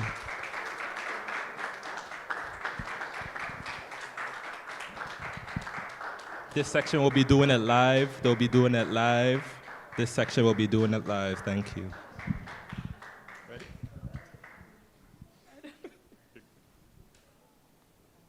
Let's get this over with. Good afternoon.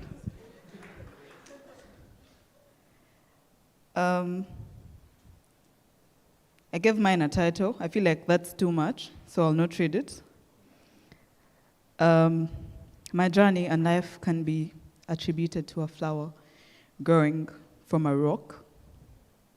My upbringing didn't offer room for expression or letting out emotion, so my escape became art. Art in its entirety. From drawing, graphics, poetry, and everything artsy. And I've sown or sowed my pain in the art and into the ground that I walk on for as long as I remember. I know pain and storms, but amidst the storms I've had, from physical health battles, mental health struggles, homophobia, career struggles, and family-attributed pain, nothing hit harder than starting afresh in a new country, alone. No friends, no family, unfriendly glares, racism, gloomy evenings, and bitter winters, weather that's trying to kill me. My brother really angered me, but I'd never imagined life where I'd not be able to get a taxi to him. I had to start afresh. Alone, on my own, no cheerleader. I've never missed my mother more. No job, no home, and my accounting degree was no use because, one, I needed money to have it evaluated, which money I did not have. Two, it wasn't my degree, it was for my mother. I mean, she wanted me to be an accountant, right? I didn't want that for myself, so that was hers. And I started a journey to do what I really love.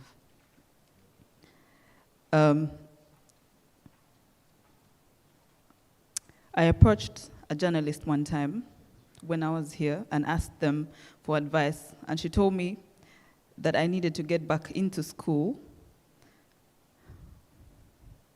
and I felt like a lost stress in that moment. I had to start from scratch, and the thought of me going back to high school tortured me so much. I was filled with regret. And God knows I lost more mental health battles here in Canada than I did back home. And let it be known that it was way worse back home because, I mean, Uganda is terrible. And through the struggle to get my sanity, I met a friend that held my hand and believed in me. I struggle remembering how I applied for this particular program, but I'm sure it was on one of those days that she rudely dragged me out of my pity parties. And I got my first yes from C. Getting accepted into this program didn't just give me hope, didn't just give me a foot into the creative field I'm so passionate to pour my heart into, but it gave me hope. Hope that someone appreciates my struggle, my journey, my limited access to skill, to support, to information, to services and skills. I bet that dropping my accounting degree to follow my passion was worth it. Hope that my transition from a government 8-to-5 job to photography and videography, where opportunities were almost unavailable, and finally adding journalism onto this skill set was worth it. This program has made me believe that someone sees that I deserve the opportunity to express myself as the person that I am, I mean authentically. And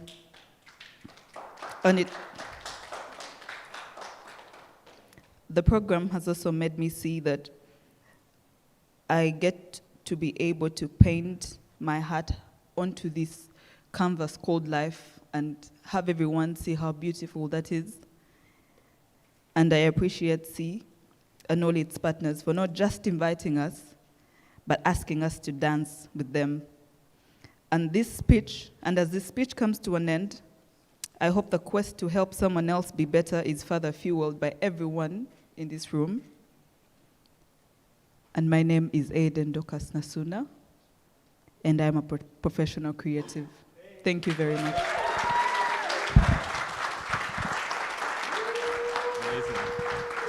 Amazing. Thank you so much, Aiden. One more time for Aiden. Thank you so much, Aiden. That was amazing. Very well said, very well written.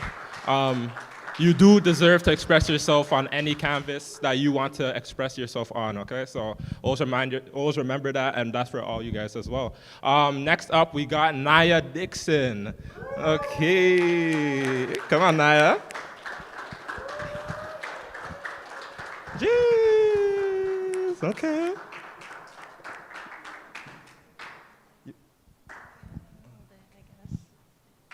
Thanks. Hi, my name is Naya. This makes me very anxious. I don't really do well with speaking and making eye contact with people, but here's my story. Throughout my life, I feel like I've lived 100 lives. It started with moving to Canada and living with my mother, who is someone that I consider basically a stranger because I didn't know her. It was difficult for me to adjust to not having my family that I was used to around and living with someone that made it clear that I was not wanted. Throughout my time here, I have been abused, and I was also briefly homeless, and it has taught me that even though I've been through all these struggles and things in my life, it could have broken me and I could have given up, but I'm here and I continue to push myself to do things that make me uncomfortable, like this right now.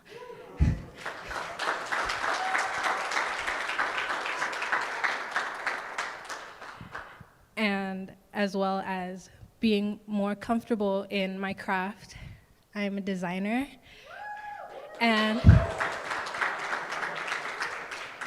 I found C through my best friend, who sent me their little post-it about their styling program, actually. And I did that last year. And then I thought that I can bring what I know and my talents into film. And my goal is to hopefully work in costume for film and just continue to believe in myself, because I know that I'm strong and that I can do anything I put my mind to.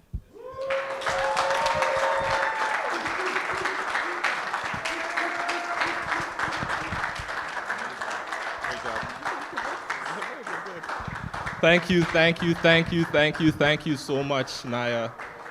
Thank you so much. One more, please. One more.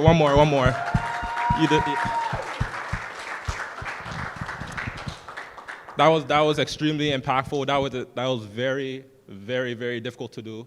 That's a very vulnerable moment that you shared with all of us, and I myself appreciate it. And I know so much everyone that's listening definitely appreciates it. You're not your struggles. No one here is their struggles, right? It's what you do after, right? Sorry, choking up. Oh my gosh. Crazy. Thank you. And the last person for this section will be Philip Lynch, aka Flinch. Let's get it.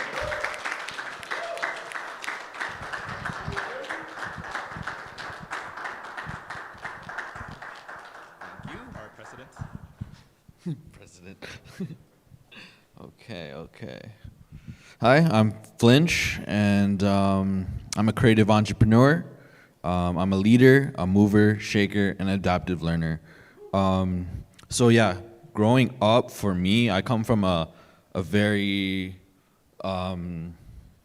wholesome family, like very supportive. We didn't have that much money, but I was able to participate in activities like soccer, piano, hockey, like the list goes on. I got to do a lot of activities. I didn't have the flashiest toys or anything like that, but I had a lot of lived experiences growing up. So thank you, Dad and Mom, for that.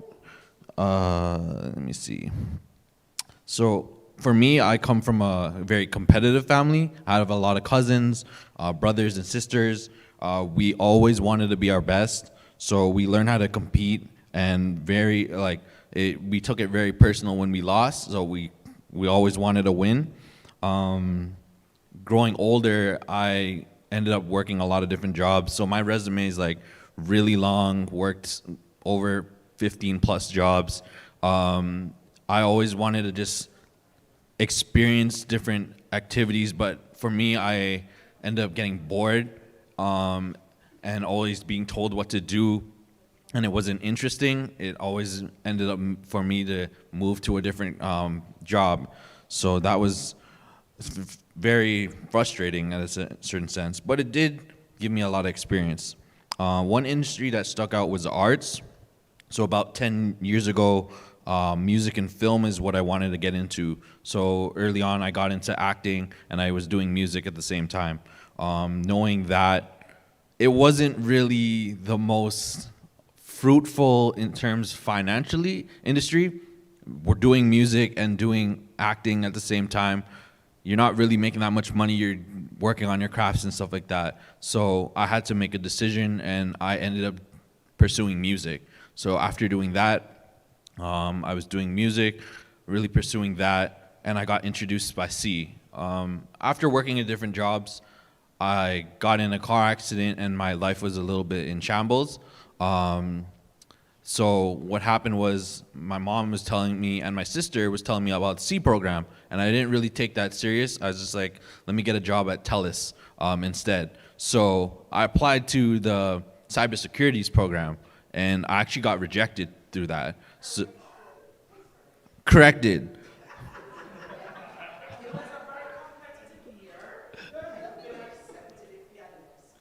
Yes, but fortunately, the fact that I got corrected, and I found something that was more in my field, film and e-trades, mysteriously things worked out, so thank God for that. So yeah.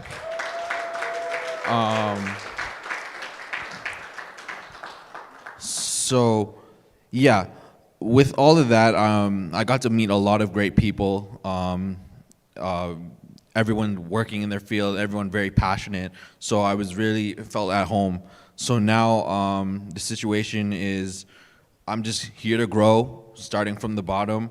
And yeah, my name is Flinch. I'm a creative entrepreneur. I'm a leader, a mover and shaker, and adaptive learner. Thank you.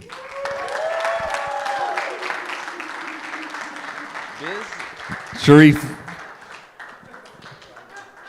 Started from the bottom, I'm at C.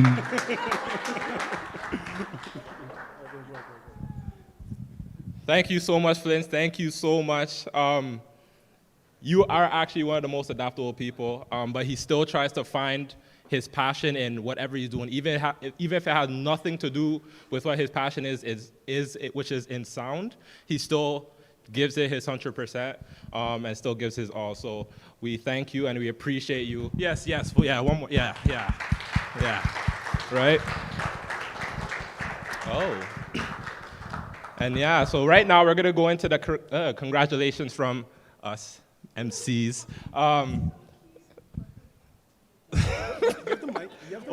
I go first, okay, no problem. Where can I start? First of all, congrats. Congratulations to each and every one of you. You guys all deserve it. You guys give yourself a round of applause for yourselves, not me. Yourselves, right? Me personally, I just came on to see, like literally halfway when you guys were, like the fourth week, I believe? Fourth week, fifth week? Fourth week when when you guys started your in-person trainings and everything like that. I'm just thrown into the wolves, quote unquote. And honestly, like I didn't feel like nervous. I wasn't upset about it in any way, shape, or form. And you guys honestly just made that something for like a very seamless transition. And I appreciate you guys for that. I thank you guys you guys are my first group, my first cohort, and I'm definitely gonna carry it with me as I continue to journey through this journey at sea. Thank you. But yeah, you guys deserve this. Don't ever dim your light. That's what I really want to say. Don't dim your light. If you have something, you have a passion, do it. If it's in film, if it's in acting, or it's in music or carpentry, whatever it may be, go after it, right? There's always going to be a spot for you, a space for you to fill up. Always, by far, right? And don't look at other people. Don't compare yourself, because once you compare yourself, that's when your light starts to dim a little bit. That's when you start to move back into the shadows, right? So just as Blazo says, affirm yourself. Say that you deserve to be here. You are what this place needs. You are what a person needs. You are what an industry requires, right? And you gotta go do amazing things. And I'm really proud of all you guys for completing this program. And yeah, so I'll pass it on to Natasha. Perfect. First of all, I want to say I love how I look like the little sister in this pic. It's giving cute, but yes, so another congratulations to you guys. Regardless of the length of the program, I really want to say do not take it lightly that you've made a sacrifice. You've made it a priority to turn your cameras on, to come to training 7:30 in the morning, right? Give yourself a round of applause, okay? And put time into yourself. You invested your weeks, you invested your hours, you invested, you were able to look beyond your challenge in the moment and say, I'm making this thing a priority. And even if you say to yourself, I don't want to be in this industry, you've proven to yourself that you have discipline and that you can show up for yourself. And that means more than anything in this world. Trust me, it reflects character, it reflects reliability. And we know that what we've been teaching with our C Essentials, that character is something that you cannot buy, and it's also transferable, so you can take it anywhere. So each one of you guys have bring something phenomenal and unique to the group, and so we thank you. I am grateful that I got to meet each one of you guys and continue on your journey. You'll be continuing with me regardless, because I will be connecting with you. But yes, a formal congratulations to all of you guys today. And yeah, have a good day.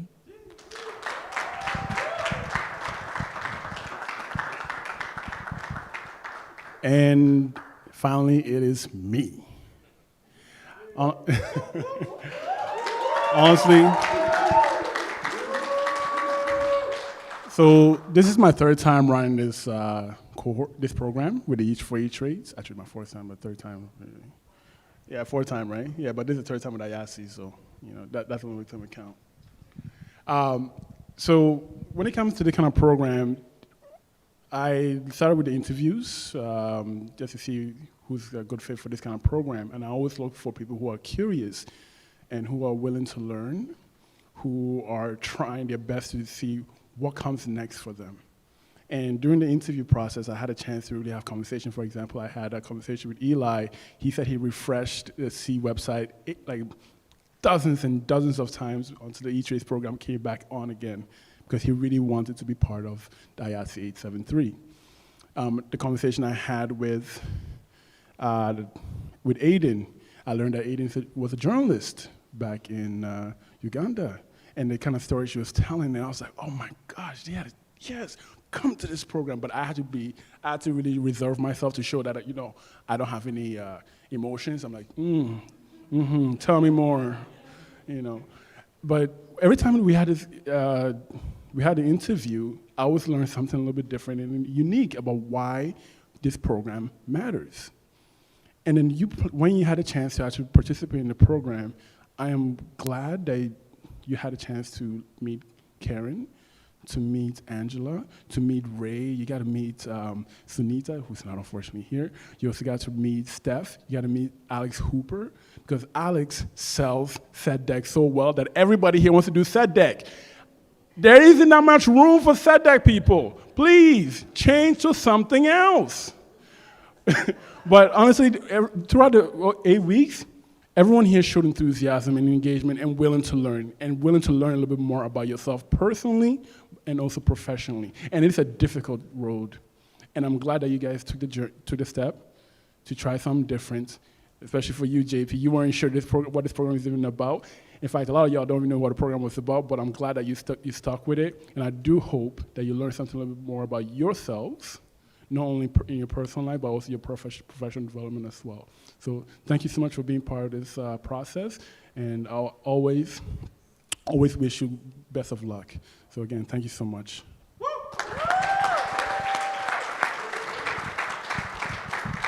Amazing.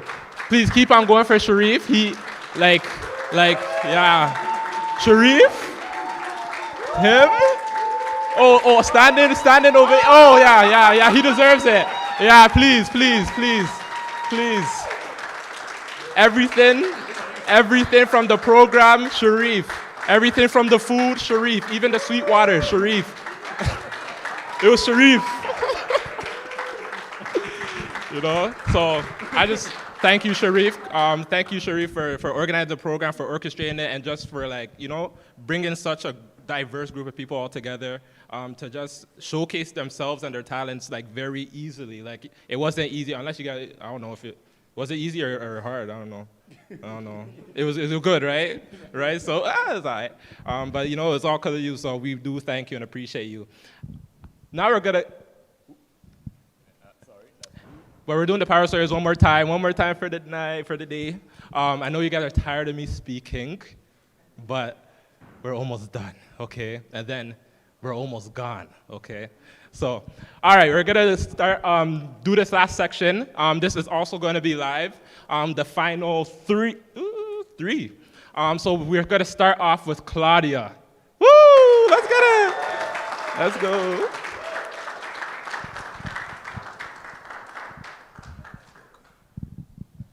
Hello.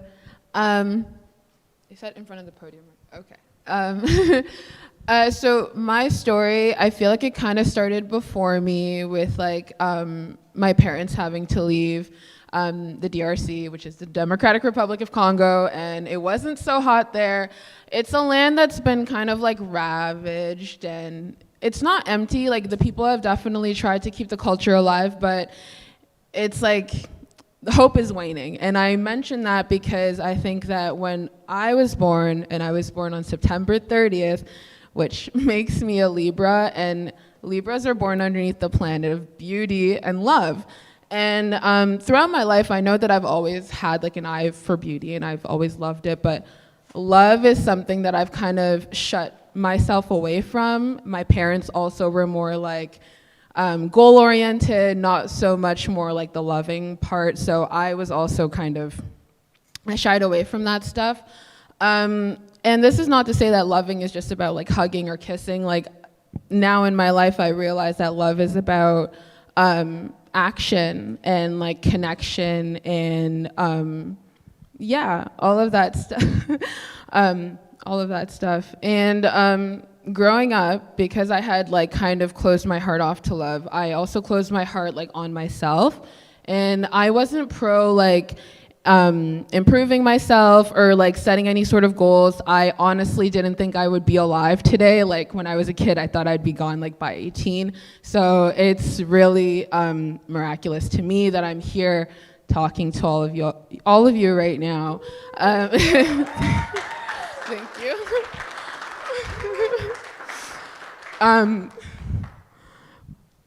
All that to say that for me to be standing here, I would not have been able to do it without everybody in my life that like encouraged love in me, and who continue to love me despite me not being able to do that for myself. I wouldn't have known about this program if my friend actually, Eli, who mentioned it to me, and this was before the E-Trades, he actually mentioned the styling one to me because I love clothes and fashion. And then through that, because it was for commercials and film, I was like, I would love to do this in film. And when the E-Trades program came around this year, I was really excited to do it. And there's not too many details to say. All I really wanted to specify is that like love is really important, and I'm really glad that I didn't shut myself off completely to love, and I was open to it, and that I like took everybody's support here like greatly, and I didn't like shy away from it, because without it, then I wouldn't be here. I just want to say I love you all. Thank you for all loving me as Action.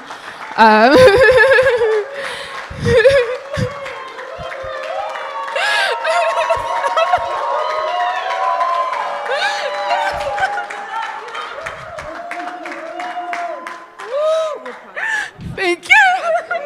Oh my God. It's okay. Come on.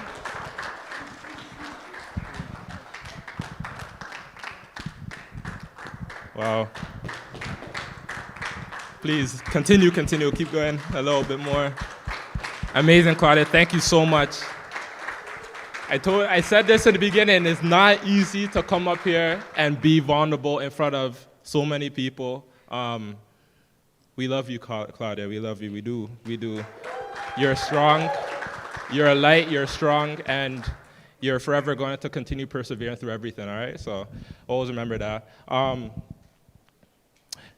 Next, we got Eli. Gee, let's get it, Eli. Come on.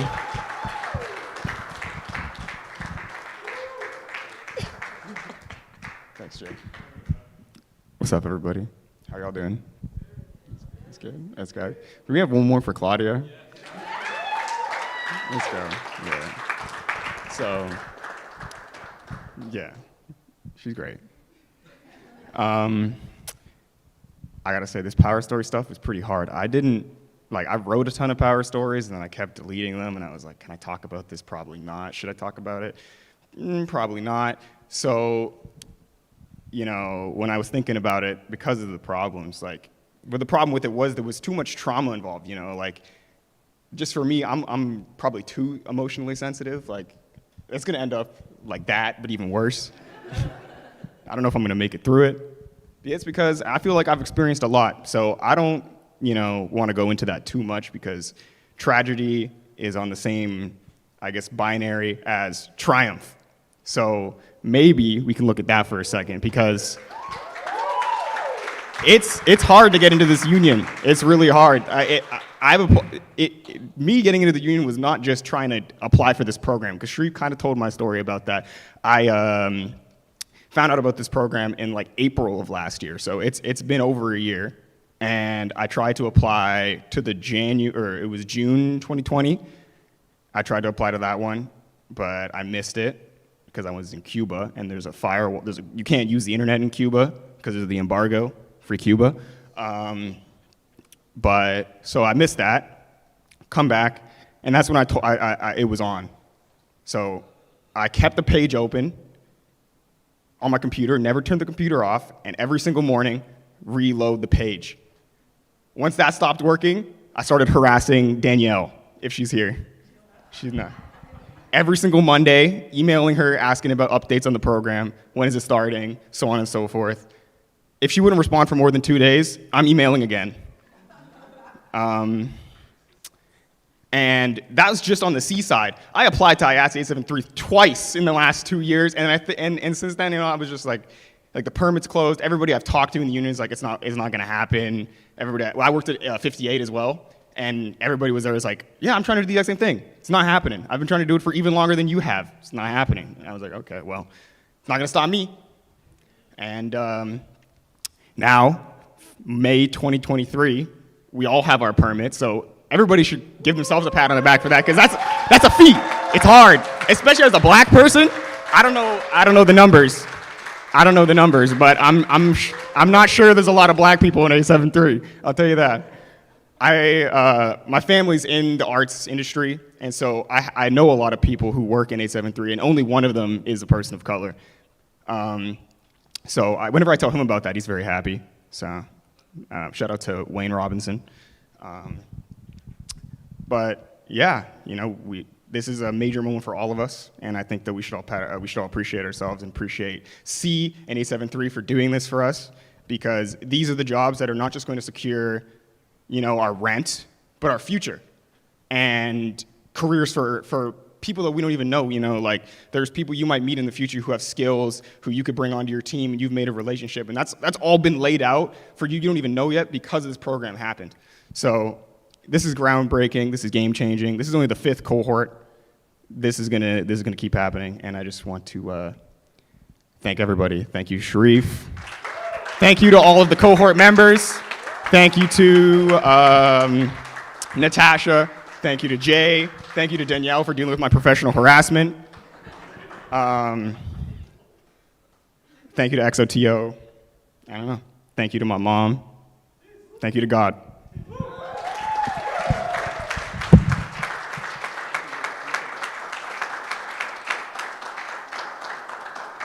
Thank you, Eli. Thank you so much. He is the most persistent person that I think I've ever met personally.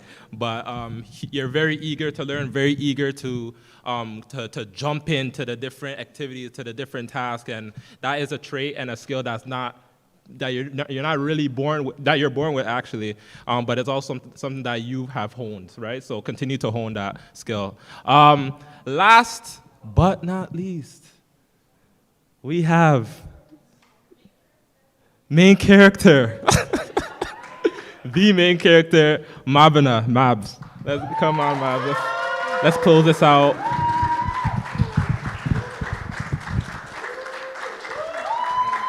appreciate you.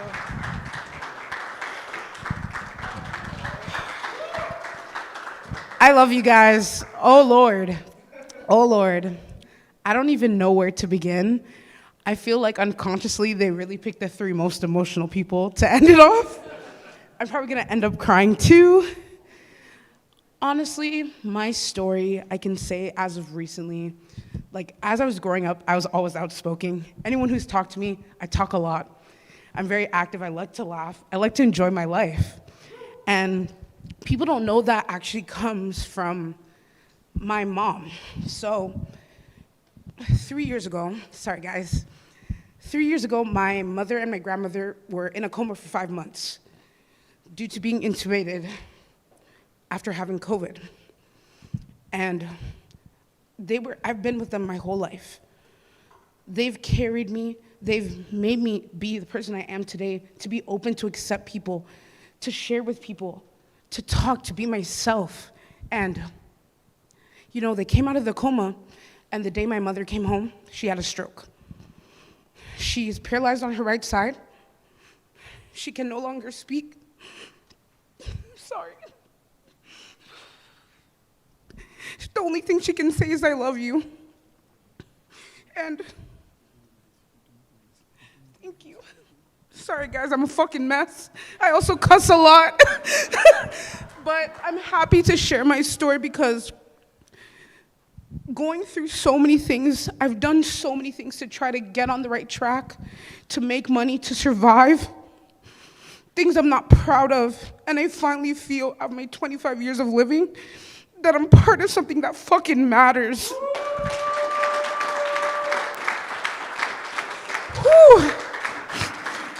So, sorry guys, I probably look crazy, but you know, I love my mom so much, and every day she reminds me that talking is a gift, sharing with people is a gift, language is a gift.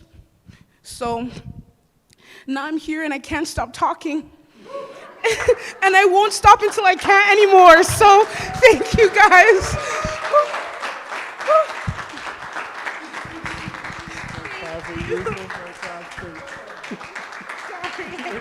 You're good.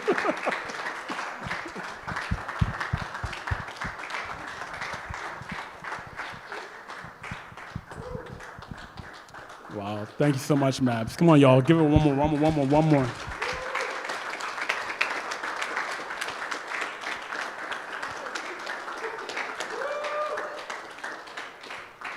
This is why we do the power stories, so you can tell your stories. And thank you so much, everyone, for taking the time to share your story, to tell people who you are. And I know it's not easy, and I know it's something I kept pushing, like, hey, where's your power story? Hey, where's your power story? Because I want you to be able to allow yourself to feel vulnerable, because there are people here who want to hear your stories. There are people here who want to support you. So thank you so much, everyone, for listening to their stories, and thank you so much, everyone, for telling those stories. Let's give a round of applause for everyone who did it today.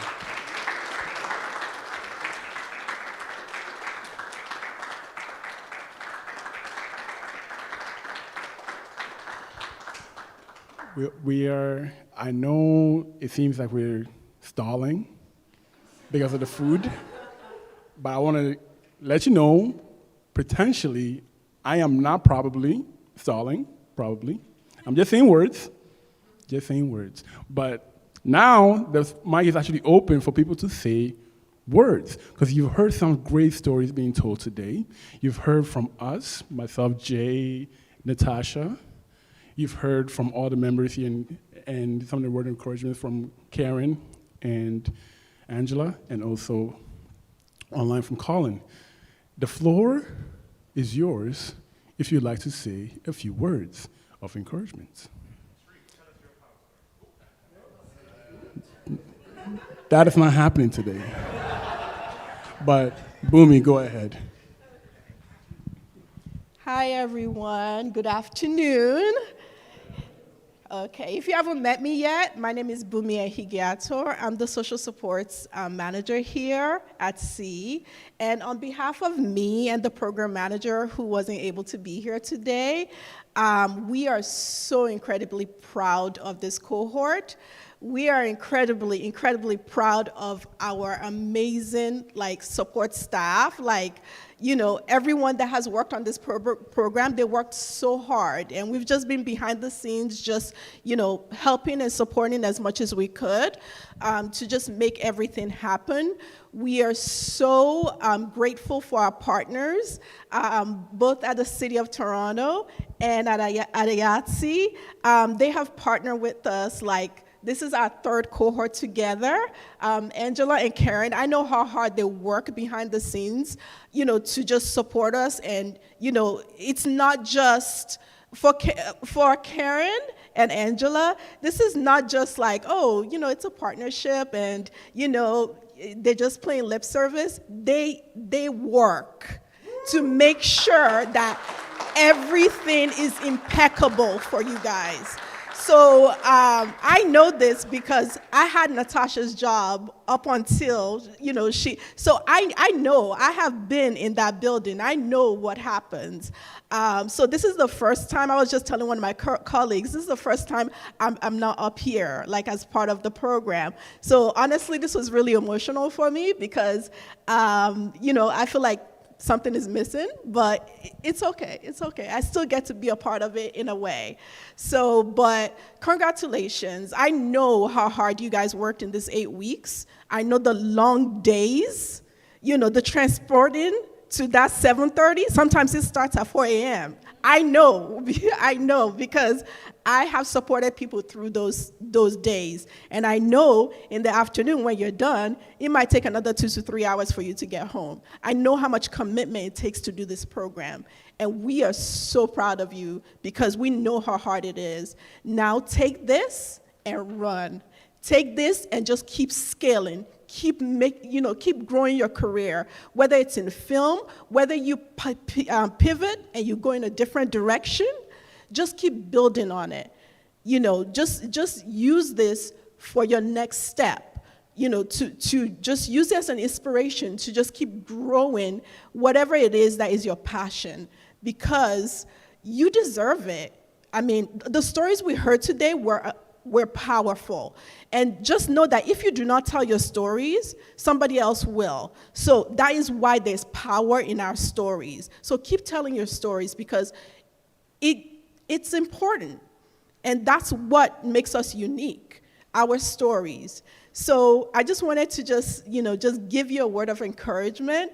And again, just congratulate you and welcome you as, just a C alumni, because you are not an alumni, you're stuck with us. That's just the way it works. You do one of our programs, you are stuck with us.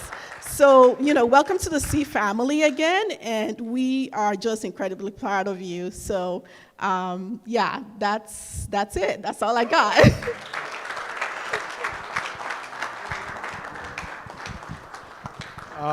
Thank you so much, Boomy. Come on, y'all. Let's give one.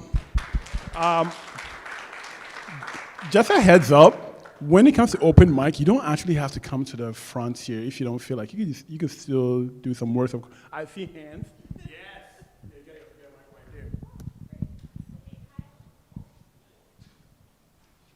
Testing.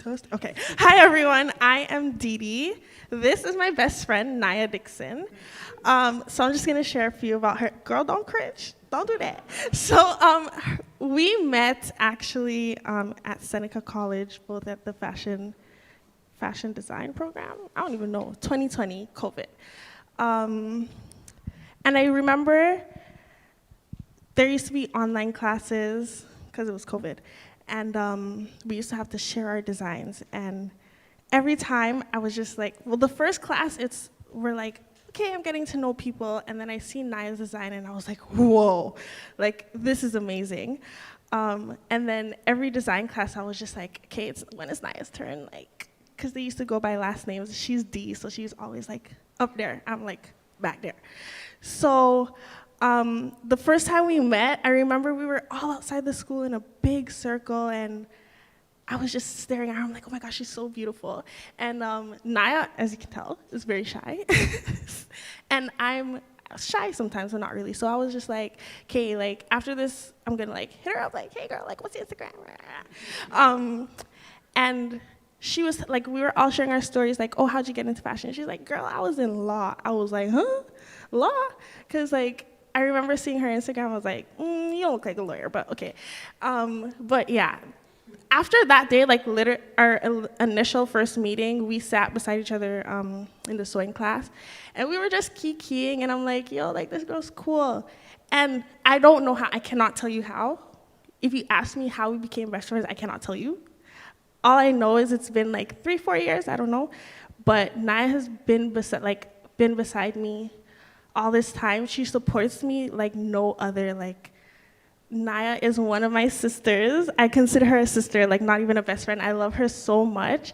And I just remember earlier this year, I was like, yo, Naya, like we should, because we didn't finish the program, I can tell you that. But I remember I was like, Naya, we should go back to school. I plan to go for child and youth work, and she was like, yeah, I'm gonna go back to fashion school. And I'm like, yeah, like you should do it. We could graduate together. Like we could both go to George Brown, because Seneca ain't it. Like, And then she's like, I don't want to go back to school. And I was like, but graduation. And like, it's such a full circle moment to sit here with you and like cheer you on. And I'm so proud of you and I love you so much.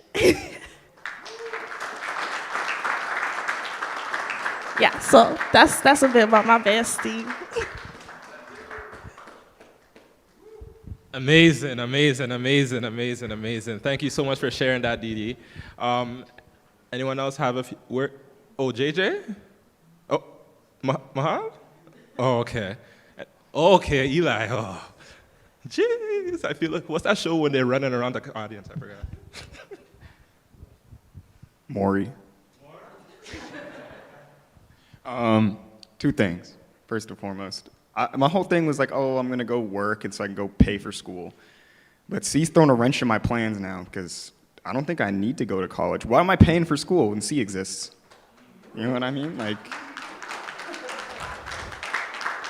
and the more that we support C, the more they can do this, and the less that we have to rely on putting ourselves into debt. So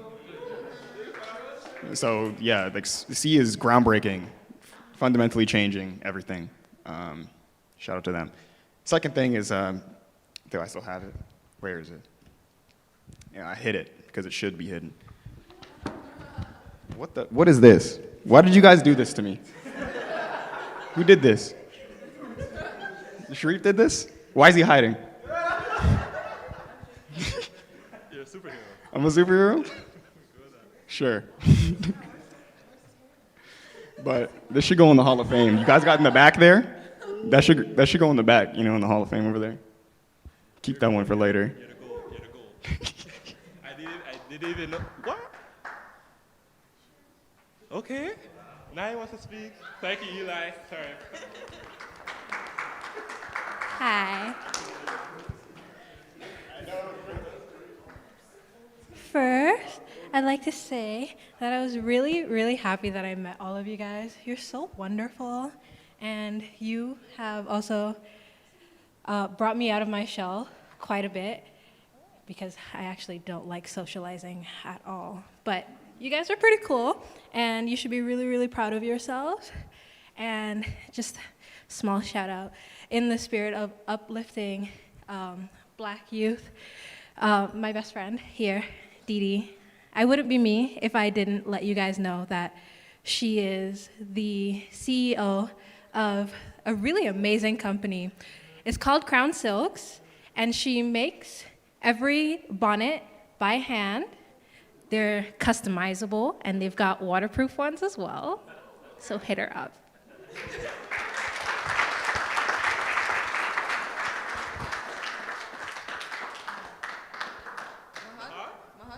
Oh my gosh. How you guys doing? Honestly, I just wanted to give a shout out to Karen, Angela, Natasha, Sharif, and Jay. You guys deserve your flowers, honestly, because we wouldn't be here, and the opportunity that you guys create for us, it's amazing, and I can't wait to experience the workforce and the path that you guys gave us. And honestly, I appreciate all you guys well too. My classmates, my action pack. You guys are cool, man. Every day, honestly, when I came in, I didn't know what to expect. I'm not really a shy guy. I like to talk a lot. So, but the fact that everybody's opening up and getting to know each other on the personal level, that was amazing. And truly, Claudia, I loved your story, by the way. It honestly inspired me. And the struggles, we all went through struggles. But the fact that you opened up and dig deep, I appreciate that. Also, you too, Eli. You're a real one. And everybody else, love you guys. Thank you very much. Thank you, Mahad. Thank you, Mahad. Wow, everyone, wow. This is emotional time, guys. Oh my goodness. Oh my gosh.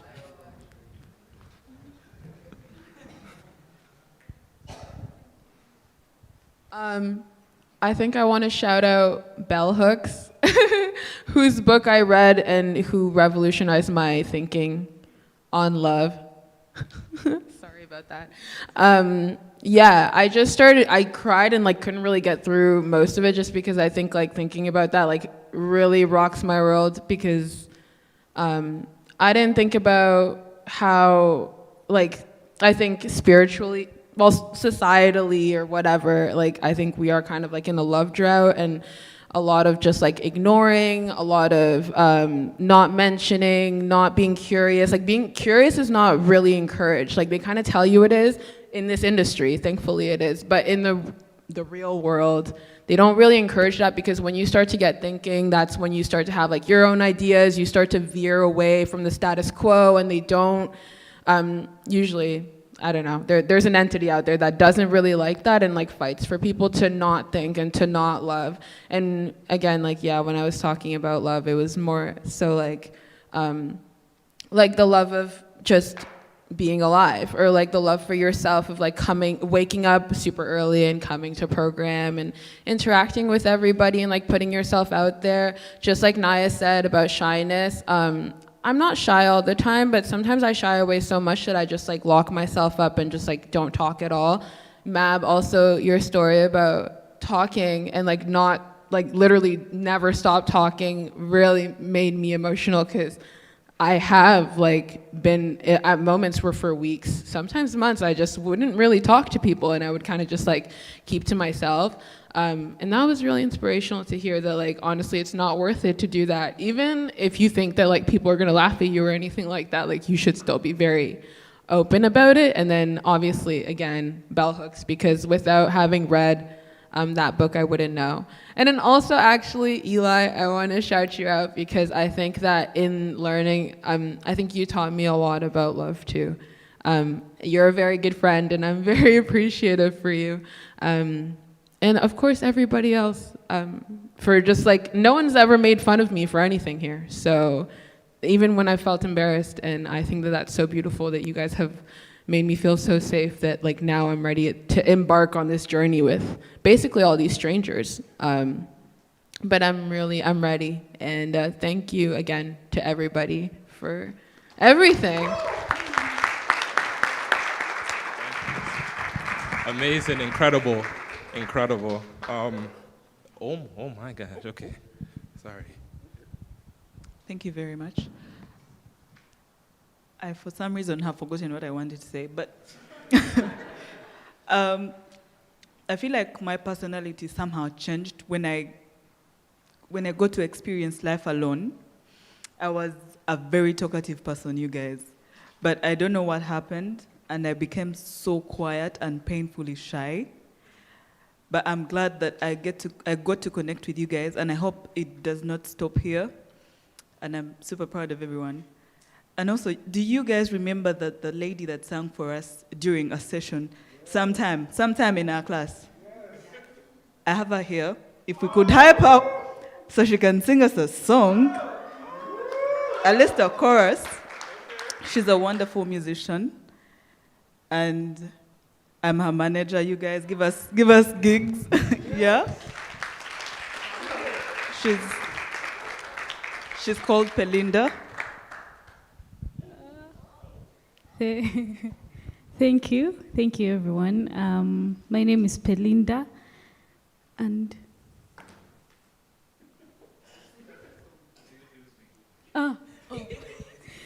yeah, I really don't know what to say. I didn't prepare for this. But I'm so proud of Aiden. You want me to sing? No, I'm not going to sing that same song. I'm just going to, I want to match the theme of this event, which is supporting Black people and Black professionals. So yeah, I'm just going to sing a chorus because that's all I know from this song. Yeah. Okay.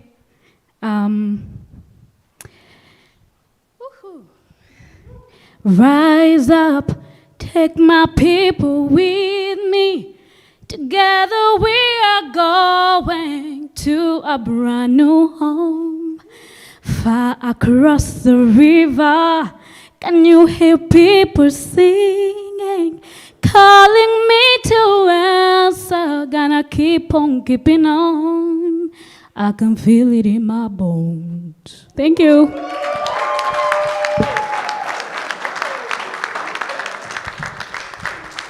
Woo!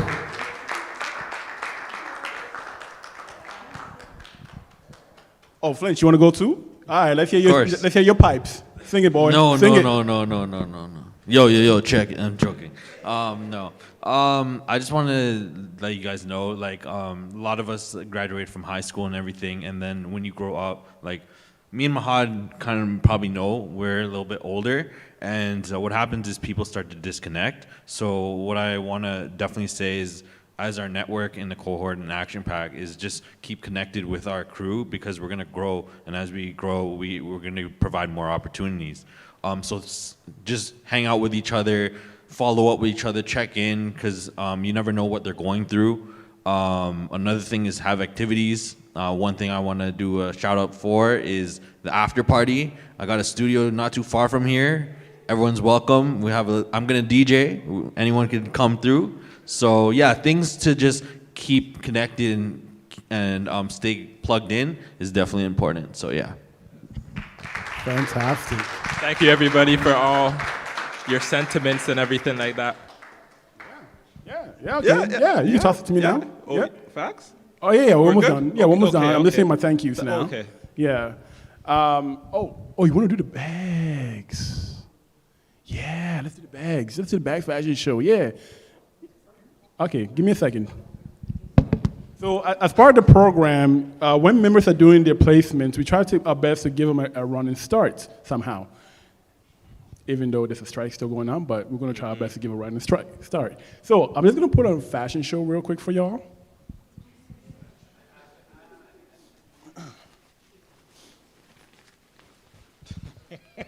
So imagine you're going to work.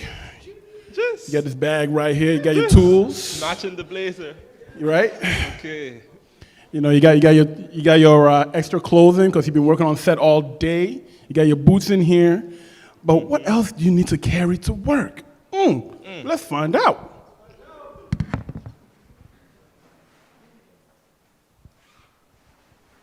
And he opens the bag, and that's another bag. I got my tools here, my work tools. So I'm going on set deck or I'm doing lighting. I got my tools here. Okay. Yeah, pose. Okay. All right.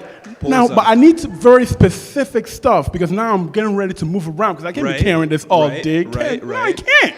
What's in the bag? Another bag. Oh. We got my fanny pack over here. Stylish. Sure, if you know how to put on fanny pack? Yeah. Some people, like to put over their waist. Yep. You look like you're golfing. Okay. Other people like to put it over their arm. Over the shoulder. But actually put over your waist because it's much more efficient. You don't want to be doing all that while on set. But everyone here, that's right. Everyone here that was in the program. You get a bag. You get a bag. You get a bag. You get a bag. You get a bag. You all get a bag.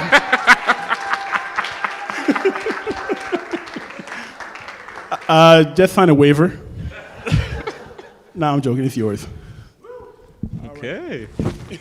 So that's we'll give that to you after all festivities, but that's all yours. But I just want to give a big shout out, thank you to Sonita Mia Muganza. She came in to show her short film documentary called Good Girl. We had a chance to watch it, and she also ran a workshop on how to also search for jobs in the film industry. We want to say a big shout out to Alex Hooper. She did Set Deck 101, very engaging. She's so experienced and she really is passionate about her work, and I'm sure everyone here saw how much dedication that she put into her work. We got Ray. Ray is no nonsense. You come late, she kicks you out. She did the work platform, elevated work platform and Working at Heights. We also had Paul Popoola, CFP. He came in to do a financial workshop. We had Keisha Williams, Bryce Garaway Chandler, Sebastio Dingula Civilu, Matthew Wilson, Stephanie Reichel. I hope I'm saying the name right, Rachel. Shelly Stacy, Rachel Doderman, Tracy. She didn't give me her last name. I just don't know her by Tracy, so all this time I'm just going Tracy. Okay, good.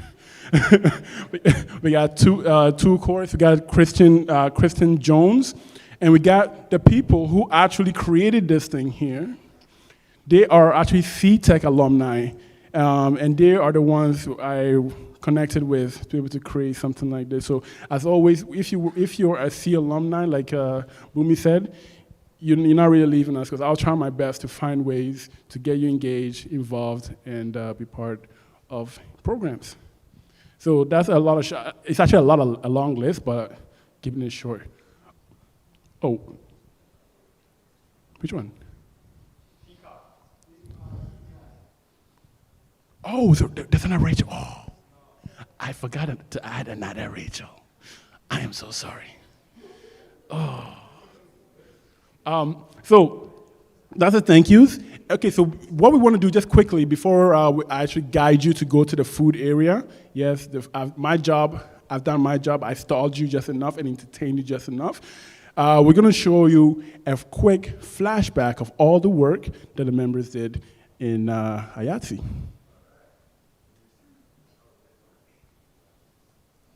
We ready? 2,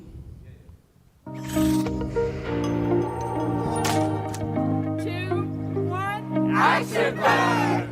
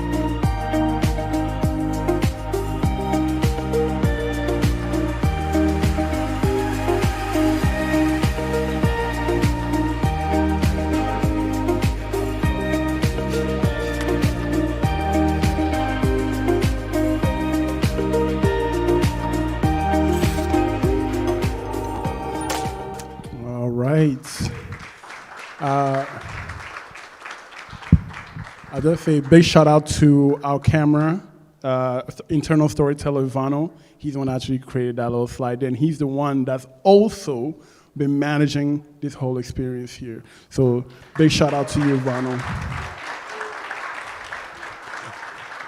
Ivano, question. Tell us about the documentary, the award-winning documentary, if you don't mind telling us a little bit about it, so that people can actually check it out too. Hey everybody, put me on spot a little. Hi, I'm Ivano. I'm also a C alumni here. I took VFX in 2019. And after I took that VFX program, I went on to make my documentary. It's called Being Black in Toronto. It's a 6-part documentary that incorporates 6 different stories from 6 black filmmakers across the city. And we did it in a time where, you know, things needed to be said, and we said it. So I'm very happy about that. In 2021, we were nominated for a Canadian Screen Award, which is an Oscar, essentially, in Canada, and we won it. Crushed that shit. Yeah. Thank you. Yeah. And yeah, now I'm the internal storyteller here at C. It feels great to just come home and, you know, work with the family again. And I will say to you that it's really possible, especially being black in the film industry. It's a small community, but we're powerful. So definitely stay connected with one another. Hit me up if you need some help, or you guys want to work or something. Always need help here in comms at sea. So hey, just shout us out. And yeah, just thank you very much. Congratulations. Yeah, Ivano, ladies and gentlemen. And with that being said, mission accomplished. Hey, no, give it to me, yeah, give it to me, yeah. Congratulations, everyone. You did it. And now, while we go closer here, we're gonna have a meal inspired by Chef Nyoka. It's all, you see the little printed out menu right there. It's gonna be a delicious concoction. I have not tasted it yet, so describe it to me, because I'm gonna let you guys go first, and don't eat it all, because I need to eat too. Lloyd, you wanna say something? It is not a buffet, it's an experience.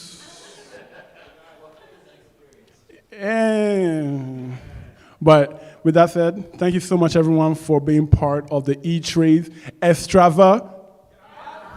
Yeah, well, okay, let me pick you up at one time. Thank you so much, everyone, for being here today for the E-Trades graduation Extrava. All right, thank you so much, everyone. Yo, talk to each other, conversate, and then eat some food, and then vacate the premises. So thank you so much, everyone, and thank you, Jay, thank you, Natasha. Congratulations, Action Pack. Food.